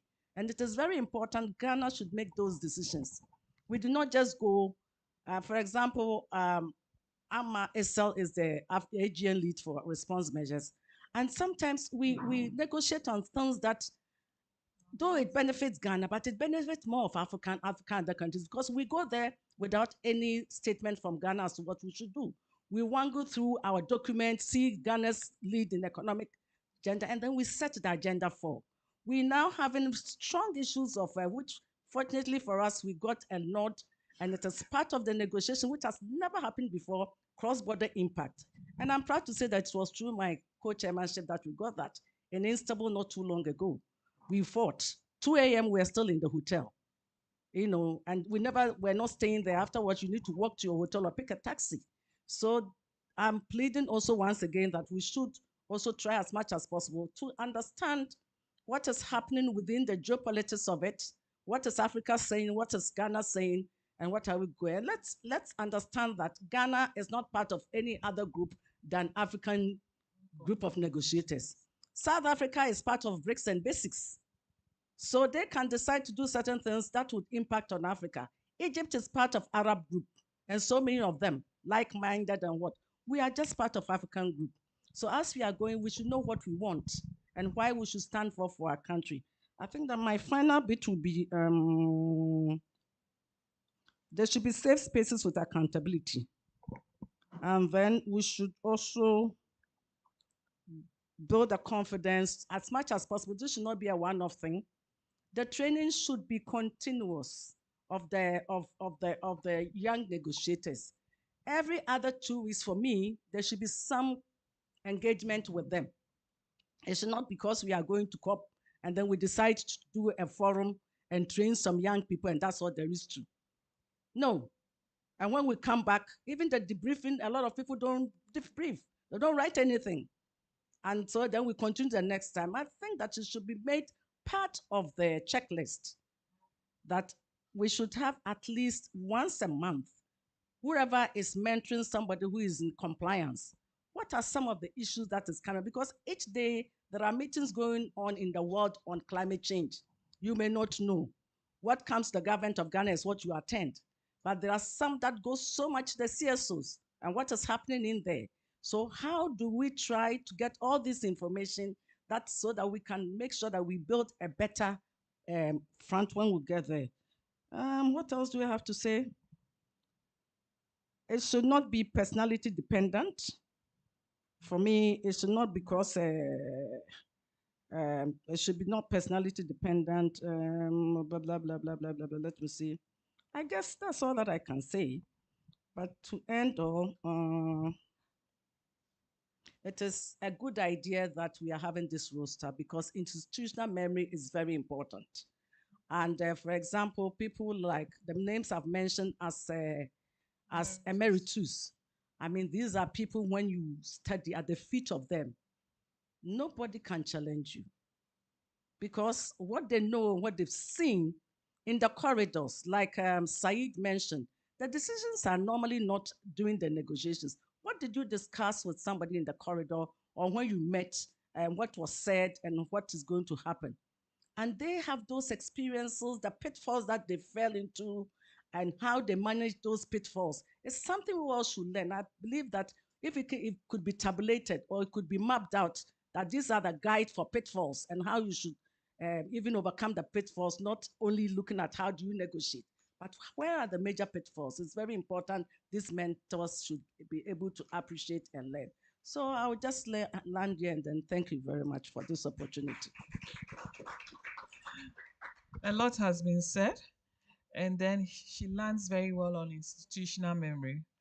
And so we have a lot to do if we want to be part of the negotiating team, the interconnections between the thematic areas that are being blocked.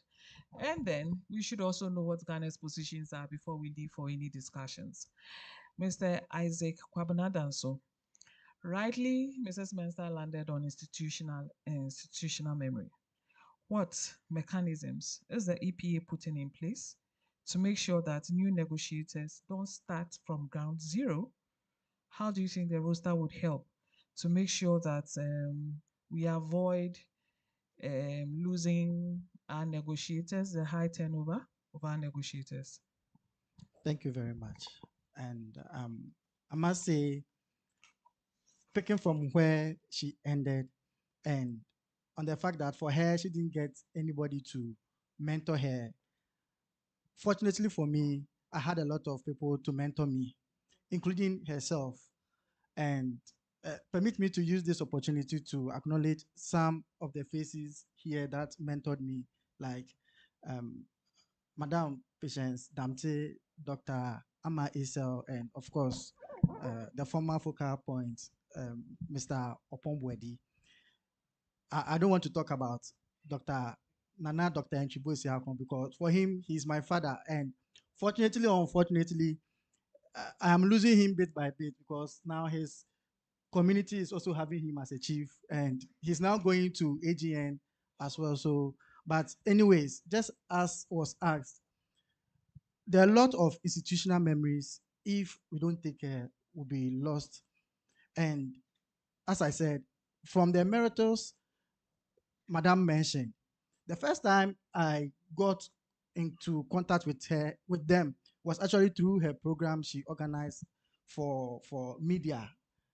And the kind of things they were talking about, it was like a story. They were part of how the whole process started, and so they can tell you why and what went into a particular article or a particular decision, paragraph by paragraph. And so if you have those people, they are seasoned, they know everything about the process. And if these people face down the lane and we don't have any documentation about some of these things from there, then as a country, we will lose much. And so there is a need as part of the roster of experts to document some of these things from some of the experiences they've had. As was mentioned earlier, the roster of experts should kind of have a database, look at issues of how we develop position papers, statements, and all those things, and kind of deposit them there so that if new generations come and they want to revisit any other thing, they will know where it started from. They will know the history behind the background, what was the position for the country, the position for Africa. Then there wouldn't be a missing in the discussion. We are always talking about when the negotiators phase out. For me, I won't talk about when they even phase out. I'll talk about now. I've had a chance to experience where in negotiations, for the developed countries, they come with um, large delegations, and so within they find themselves in running shifts, and so within one particular meeting, one will leave the room and another person will replace the person, and the discussion will continue as if nothing has happened. But for us, one person will stay, as Madam was saying earlier, and Dr. Entry also added that one person can stay from 8 a.m. to 3 a.m. Even running a 24-hour economy will definitely need somebody to replace the other person. And so if you are going to replace the person, are you going to fix that particular shoe as it's supposed to be? Or you are going to start from where the person ended? Or you are going to bring something new on board? And that is where the other part of the world will see you not to be serious. But then if you kind of replace the person and there is no gap, or you cannot even distinguish the difference between who went and who is in, then it shows some form of transition. And that is where the mentorship also comes in. And so if you are able to kind of document all this process, have all this in line, have, fortunately we have our climate change data hub there. We can also use that as a repository to have most of this information down, where we can pass it on to generations as others go by. So this is what I can say about it. Thank you. Thank you very much. Even the 24-hour economy needs change for people to partake. And so, Dr. Deche, I come back to you. You have been in the negotiation process since day one, very long enough to see how fragmented coordination have been and how it slows down the process. From your experience, what will make this roster actually work in practice, taking into consideration coordination? Thank you very much. So I want to also indicate that what I have observed when I walked to EPA that day with Ajimabusu Nana, with he in a small room with Rosemary, they were inside a lot of books. Only 3 of us left Ghana for the first time at the Substar. The enthusiasm began when we got to Copenhagen and the Danish government concluded the outcome before we arrived. So unfortunately for that, the desk that was carrying the document was not locked. So it was pulled out. The journalist got hold of the document. Then it became like, oh, something has happened. So what I've observed is that we as a country, when we are going for negotiation, it's like a fire service approach. Ad hoc is even good because negotiation have ad hoc groups. Fire service approach. So we'll wait when it is meant, then Mercy or focal person will write to agencies, ministries, and departments. Then they also look around. Okay, since you came to this office, you haven't traveled before, so let me add you to the list. Then the person is registered. So then the person will go. So the issue of fragmentation starts from there. Then the other one is we have not been able to establish any clear negotiation track or team. So thankfully today we have begun. I think like somebody said, it shouldn't be like one of the thesis topic work that after that they to be kept on a shelf. Then another person will also come and say, okay, let me, what were the the recommendation? Then we'll go through the recommendation and say, okay, let's also start again. Then another thing also that account for the fragmentation is the fact that yes, my mommy talk about all the issues that she has raised. The targeted training, you see, it is just not enough to say people are negotiators or people people should come. The training to the people should be targeted.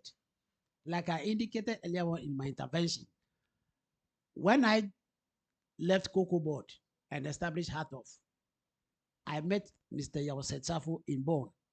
He said this is the first time he saw a young person from Ghana coming to Substar. So he held my hand to Horacio, who was then the I think the deputy executive secretary, then to Babla Black, then to Susan at the secretariat, that make sure that this young person and his organization given observer status straightforward. Like Isaac said Safo was, he and one Indian, they drafted the convention from Article 1, groceries, to objective, through to obligations and what have you, to depository. I have been very privileged. So another thing that also, which was, or which is responsible for where we are, is when we get to the COP, I have never observed that we've ever had any coordination meeting. Meanwhile, like I indicated, CAN International, before we leave our various countries, we go 2 days, 3 days, 3 days, and then meet first before the actual COP will start. Then we have what we call daily reporting. You are sponsored. You are not going there to do fanfare. You are not going there to go and take pictures. So you are being guided. You enter the room. 2 o'clock, we all come and meet. Report session. People are reporting. People are reporting. And like Dr. Andrew said, when we realize that your reporting is weak, we take you out. When we realize that no, you are not committed, we take you out. Then the last but not the least is one of the key things that we have to do to avoid the fragmentation is also to ensure political coordination. Because in CAN International, they will look at you and look at your charisma, your demeanor, your everything. And every, like Dr. Nje, how you talk or how you speak. We have a dedicated political coordination group that ensures that before, now they will be coming there as observer, US. Before US team will arrive in whichever country, we know exactly what are the red lines of the United States of America when it comes to negotiations. We know the red lines of maybe South Africa, Japan, Canada, UK. We have colleagues who are in these places that we gather information from. So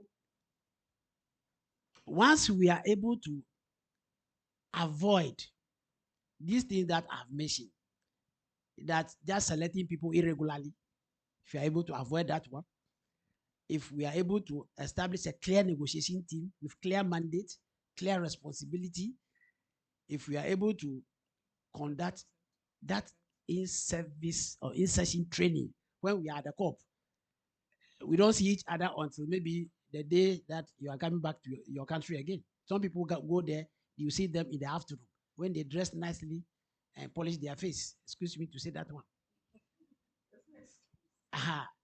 that we can avoid the fragmentation when we put structures to ensure that these things are and more importantly, report writing. Report writing. You see, institutions can have emeritus, but when reports are not, because the person, whether you agree or not, the person will die. But when the person leaves, or yeah, a report that, oh, this and this and this is what happened at this corp, then the next new person or the young person will come and read the report. Otherwise, akakakra. Thank you very much. Thank you very much, Akabebre. Right from registration to building political coordination, I move to Gaio, Mr. Minta.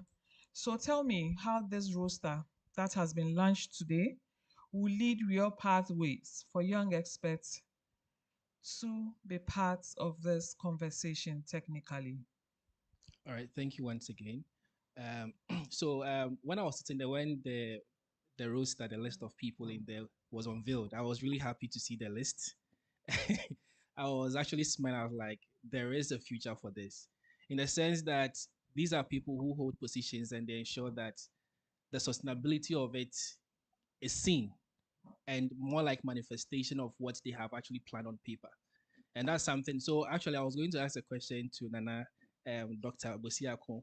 You know, when it comes to our space, just as the man from the Meteorological Center mentioned, the politics aspect of things, once we change government, things which are already in place are changed.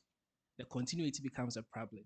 So I was asking if maybe a different government comes or maybe something changes in there, how are we going to ensure that all these things are in place? Maybe you can amend them, but not really rubbishing it off. And that's something that we've been seeing over the years. So how do we ensure that the list is actually, it goes beyond that kind of passion to processes, really understanding all these things, skills to strategy, you know the in and out of it. Otherwise, when we, just doing it because we want to do it for doing sake, we're not going to get anywhere. And honestly, I'm happy that these people are on it to ensure that we actually take this to a next level, not just doing it because we want to display a lot of list of people or maybe we want to get something out of it, but rather to get the impact at the end of the day. One thing that I'll add up in terms of talking about the institutional stuff, and Mrs. also mentioned that she didn't get anything out of it. And mostly when we come to the Ghanaian space, and this is something that we've been hearing from the elderly, obian kyerɛ me fa mu dedenden nti nso fa mu saa, that kind of ideology. And I'm very grateful that this is not being seen within the space, even though you see other people doing it. Even I have friends or folks in Nigeria. If you want to come within the space of climate change or climate ecosystem, you have to pay a token for them to actually add you to their NGO or add you as a volunteer, and it's really sick. All right, so I'm really happy that within our space, these things are really in place, and to ensure that that kind of mechanism.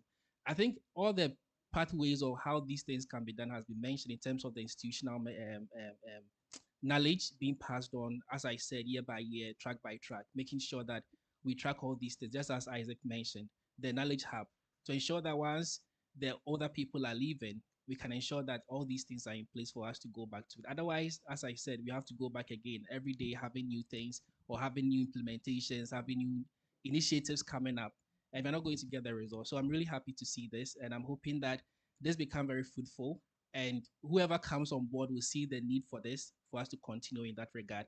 Just to end up, the just as we mentioned, when people go to COP, because they've not had experiences like the stimulations that actually happen on ground.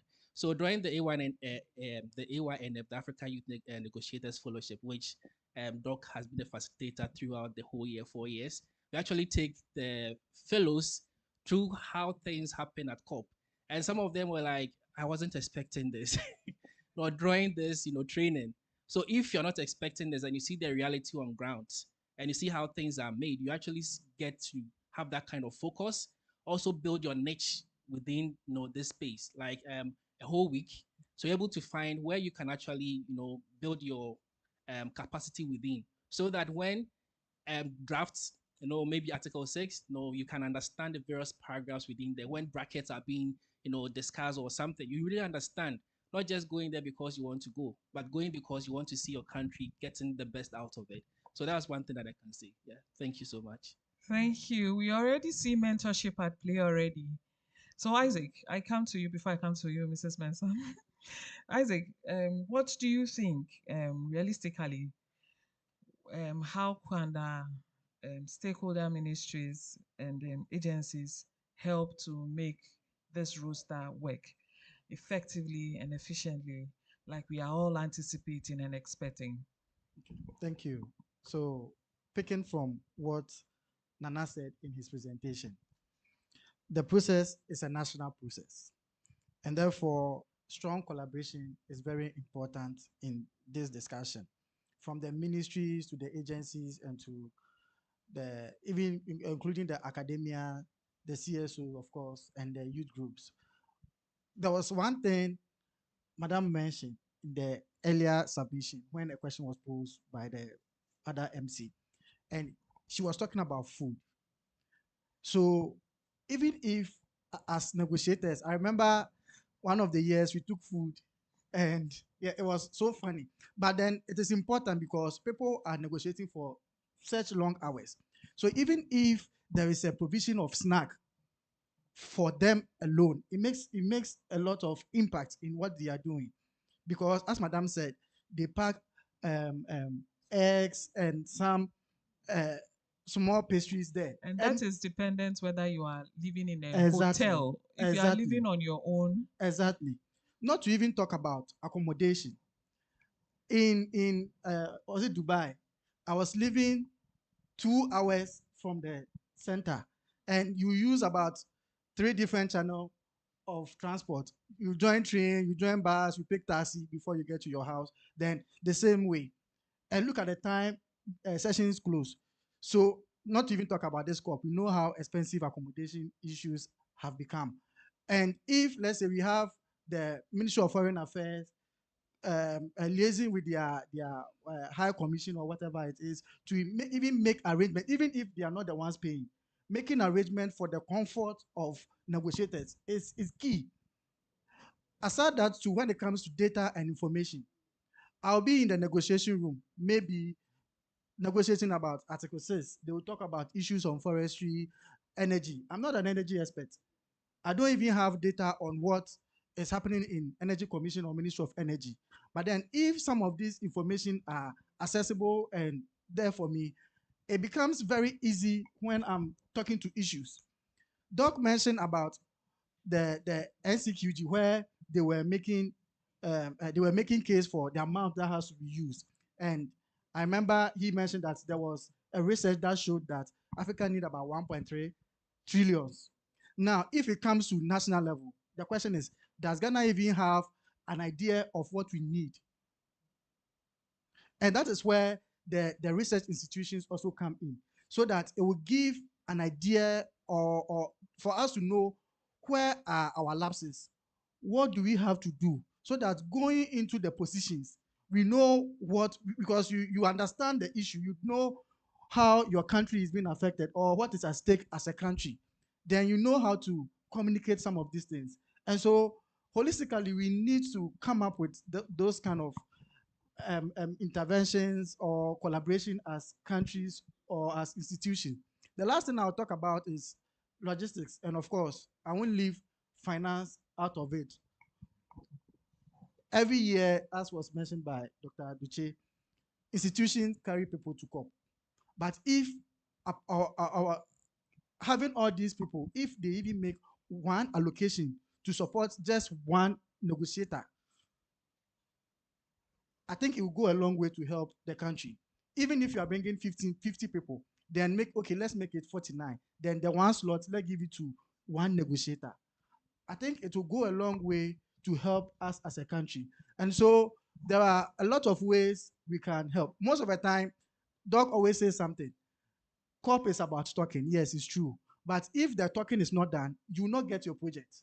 So look at what brings your project on the ground. If, as you're going to Berlin and they say IPCC have brought a report and there's nothing like climate change, so we end the whole discussion. Where is your project?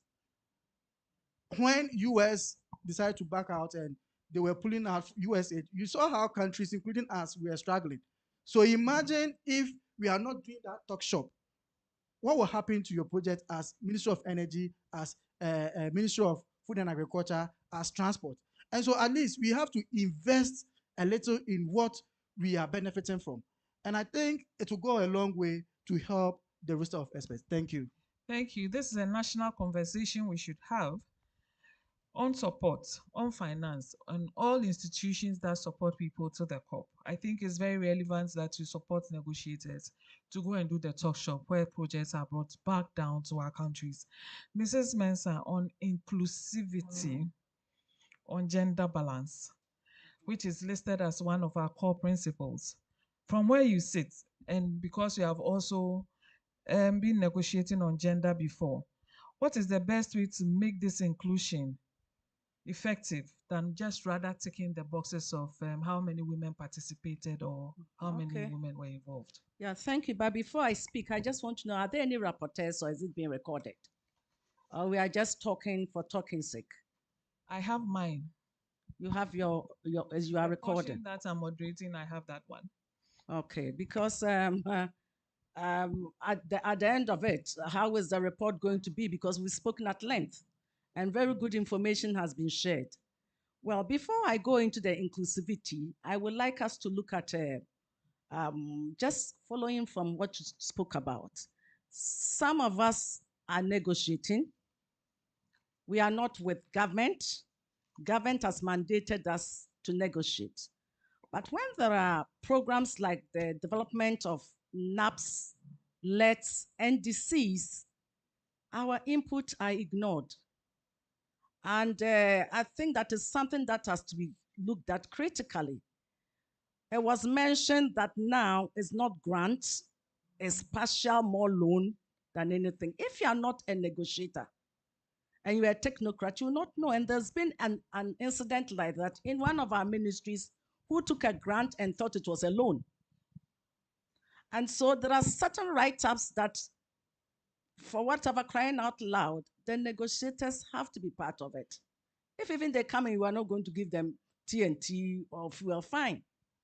But because for the sake of the country. The other area is about submissions that Dr. Entry spoke about. As a negotiator, if you are negotiating on Article 6, you need to look at where the countries who have red flags with your issue, what have they put on the UNFCCC website? You need to read it and counter it. If you don't, I beg you, you are not going to go far. Now, talking about inclusivity, it's very important we nurture a lot of young women who are interested in the issue and not for them to just sit on gender and social inclusion agendas. But these women should be made to sit on other agenda items like, name it, there are certain items that I don't even see any Ghanaian there. Observations and scientific something, measuring and whatever. I don't see any Ghanaians there. But you see some African countries, they are there. So let's encourage our young women. Let's give them empower them, not to be just with gender alone, but with issues like compliance, GST, response measures, and all that. How do we also include the young women and make them part of the process? It should not be just a checklist. It should not be just a token, because the UNFCCC have said that the delegation has to have a certain percentage of women. We are just adding on the women. What capacity have we built those women? And how have we sustained those capacities? I must admit that, God forbid, if Dr. Issa, myself, Auntie Pat, we are not there, and God calls us, I don't see any woman negotiator, strong negotiator in Ghana. I don't see it. I mean, with the years, Seller has just started, but with the years, who is there? So we are far in between. The men have dominated us. I'm not saying they are not doing a good job, but let's see how financing should also be put. Financing negotiators, I don't think is a big deal. I used to sit on the gender and women meetings when we used to go to New York to go and do women issues. The ministry made sure that Ministry of Finance sponsored about 10 people. And there was no problem with that. So I don't understand how we cannot do that. But I believe that this institutionalized rota would be a buy-in for donors, and the donors will look at it. We should start even in January if we are going to a COP in 2026, or the sessions of the SBs, the both SBs. We should start even tomorrow. Now that it's been assigned that there are about 8 people who want to sponsor. Denmark, how many will you take? Australia, how many will you take? UK, how many will you take? And so then it is a done deal. We don't wait till 2 minutes to the time and then we are rushing to go. And like rightly put the inclusivity, if we add women to the list, they are very happy to support women. So we need to look at it from that angle as well. So it's clear the women should not just be made to do gender and gender inclusion or ACE or what do you call it, Indigenous Peoples Platform, but they should also go into the core science mitigation work program, the finance, the break and do deals. That is what I think it should be. And we should actually train them, not just once, but a continuous training with the women to be able to do that. Thank you. Thank you very much. And I think we have had a wonderful session. One question to all of us. I'll come round, but not now. After we are done, that will be a networking process. We are to answer one question, one thing we think that in the first year of this roster, what we would like to prioritize to see in this first year that this roster has enrolled. But that is after we are done, and then I'll go around talking to all of you. I might say that it's been wonderful. Time is far gone. And then we had some insightful feedbacks from the conversations. I wish that we had a lot of time because, yes, there's a lot more to talk. So more avenues are going to be made where we can have in-depth discussions, targeted training that is needed, how we can make sure that continuity is followed through. And so in all of the landscapes of the negotiation topics that we are dealing with, we had very insightful information. And I think moving on from here, we'll make sure that we get a sustainable roster. We'll make sure that this roster works for us. We'll make sure that this is inclusive. And then we take Ghana to the international fronts where we come up more stronger. On this note, to my panelists, Mrs. Angelina Tutua-Mensah, Dr. Yes. So sorry, I have been in and out, but I have just one assurance. Please, ever since I joined public service, I've had opportunity to go and attend a lot of meetings in country, workshops. We always talk through problems. Let us assure ourselves that we shouldn't see problems today. We should rather see solutions. No matter how it is, some people have done it and it's working.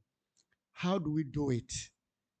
Is the assurance that I'm giving to everybody so that we move out of the problem identification and then rather come out with solutions that will help us to move this process forward. So I'm so happy about what has gone on. But everybody who is sitting here, me, NAE is not part of my definition. I don't think I believe in that. And so let's actually work out, no matter how small we start, I'm sure we'll blow it out in future. Yeah, thank you. Yes, thank you. Thank you. Madam Stella. Yes, sir.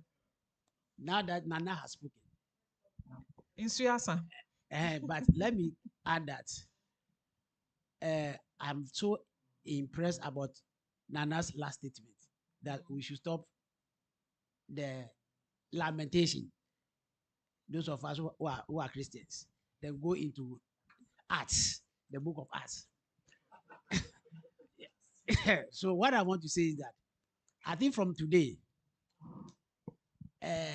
civil society, we are not problems for this country. Civil society, we are also Ghanaians. The only difference is that we don't have the mandate to do the thing that the government agencies would do. So this argument that, oh, the civil society, somebody asked a question in the morning that when they are cutting the numbers, blah, blah, blah. I want to state that civil society we have not contributed to the number of people who go to the COP and the number escalated. We have never done that. That is what I want to put on board. That we have never been a problem where Ghanaians are more. We are very, very less. Even if you take the list, if you are not careful, we are less than 10. Let me also say that state institutions should have trust in us. We are just as competent as, for example, the Click Foundations, the WWF, the IUCN. Dr. Entry, listen and listen carefully. I'm saying that civil society organizations in Ghana, we are as competent as some of the international organizations that some of them could even sign MOU with them. Okay, we are as because some of them are our classmates when we were schooling. Okay, so let's put us in,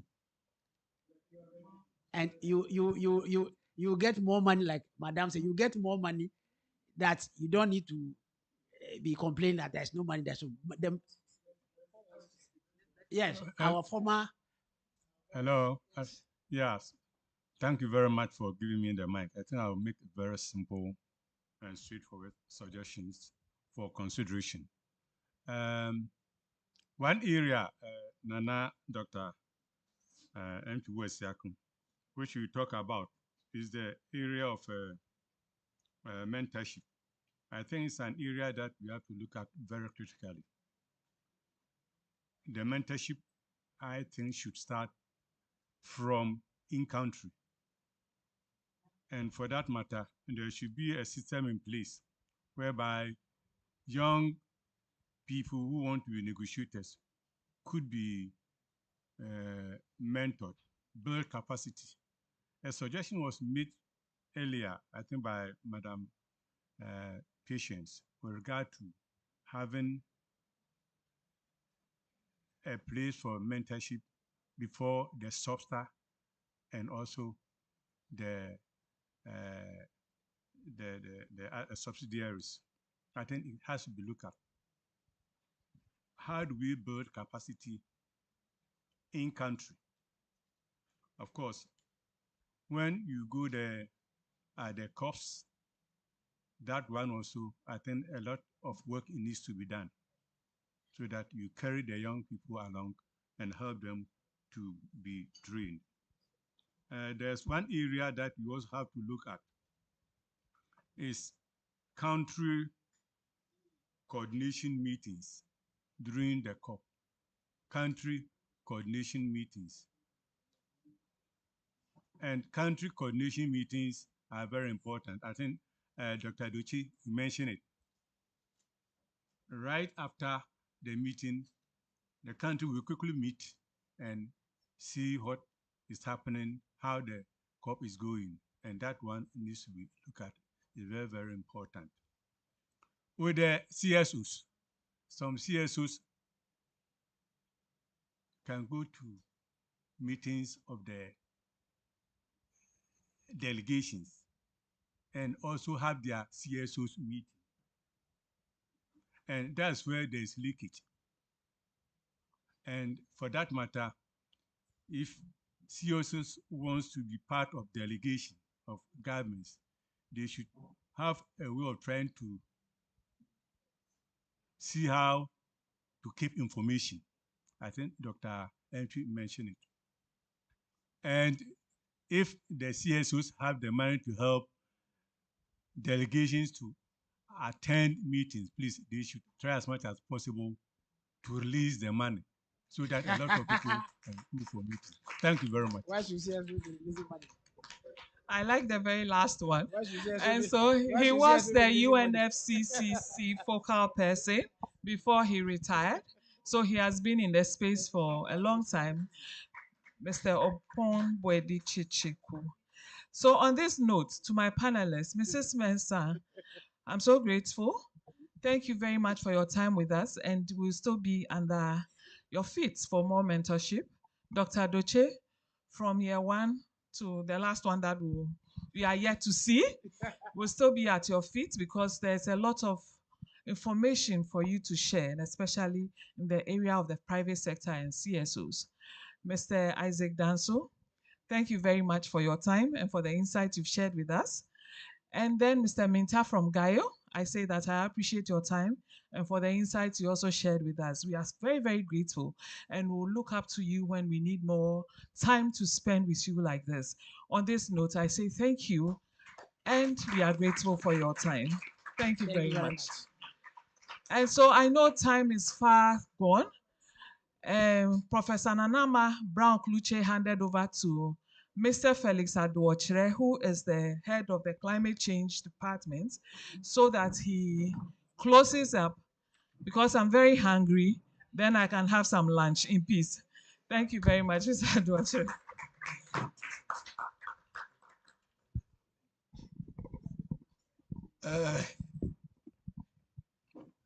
Good afternoon. Colleagues, I think that for now, I am the most annoying person in the room. Because at this time that I've been called, I stand between closing remarks and lunch.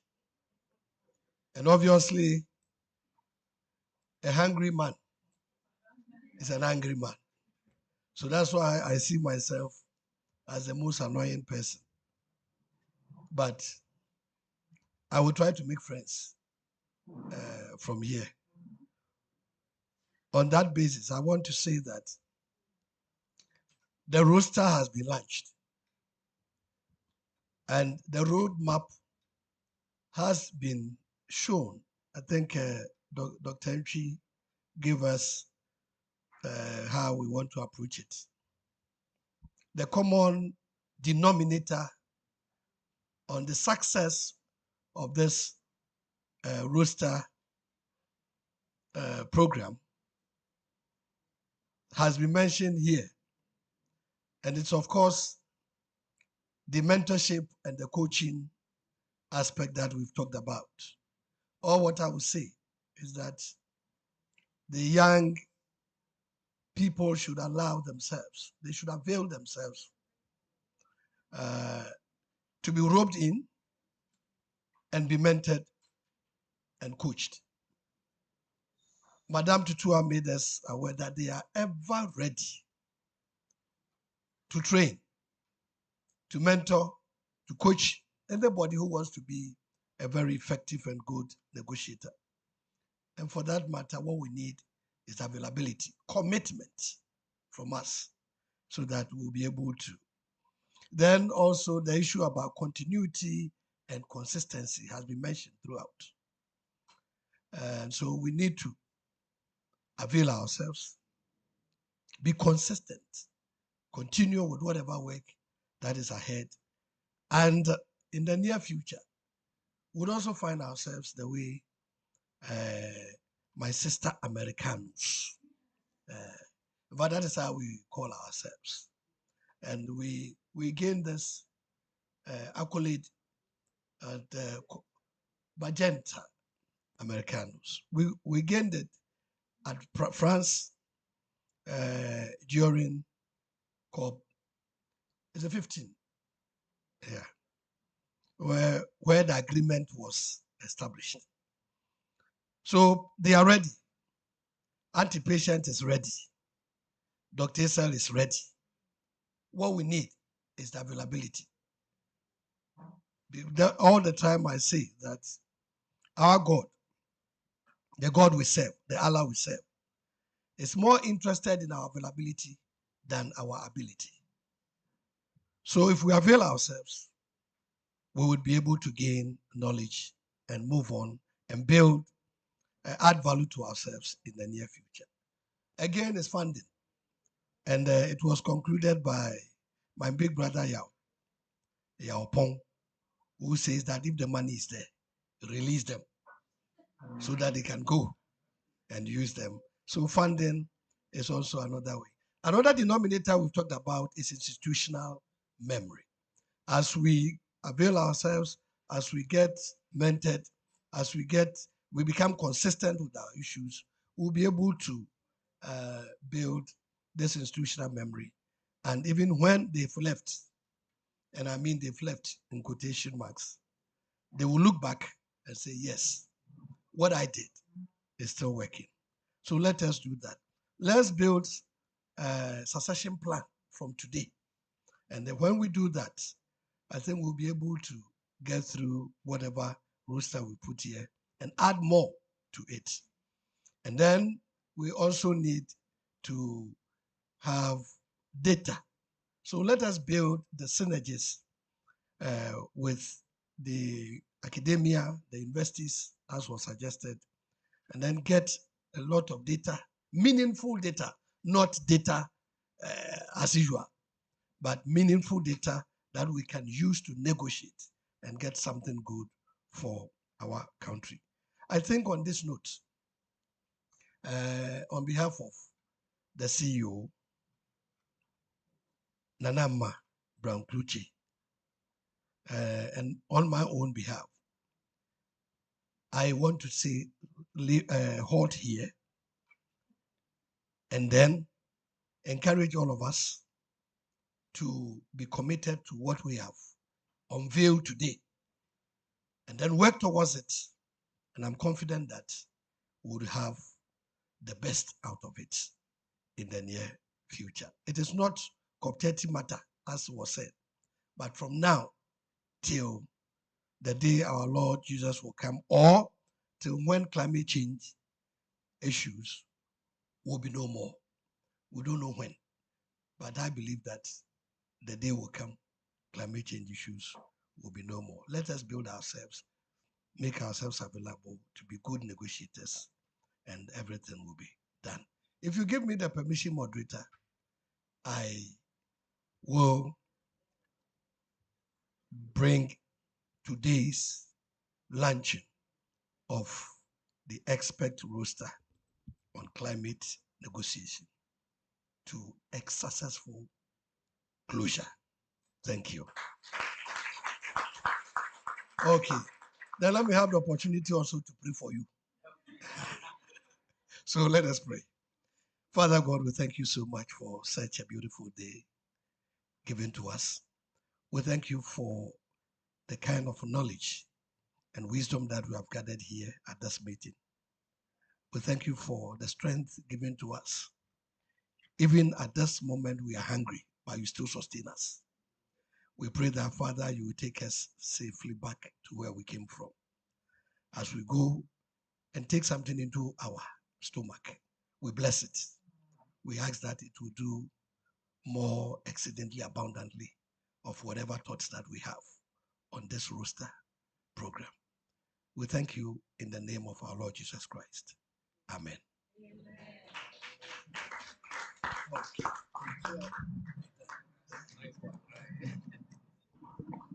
Thank you, boss.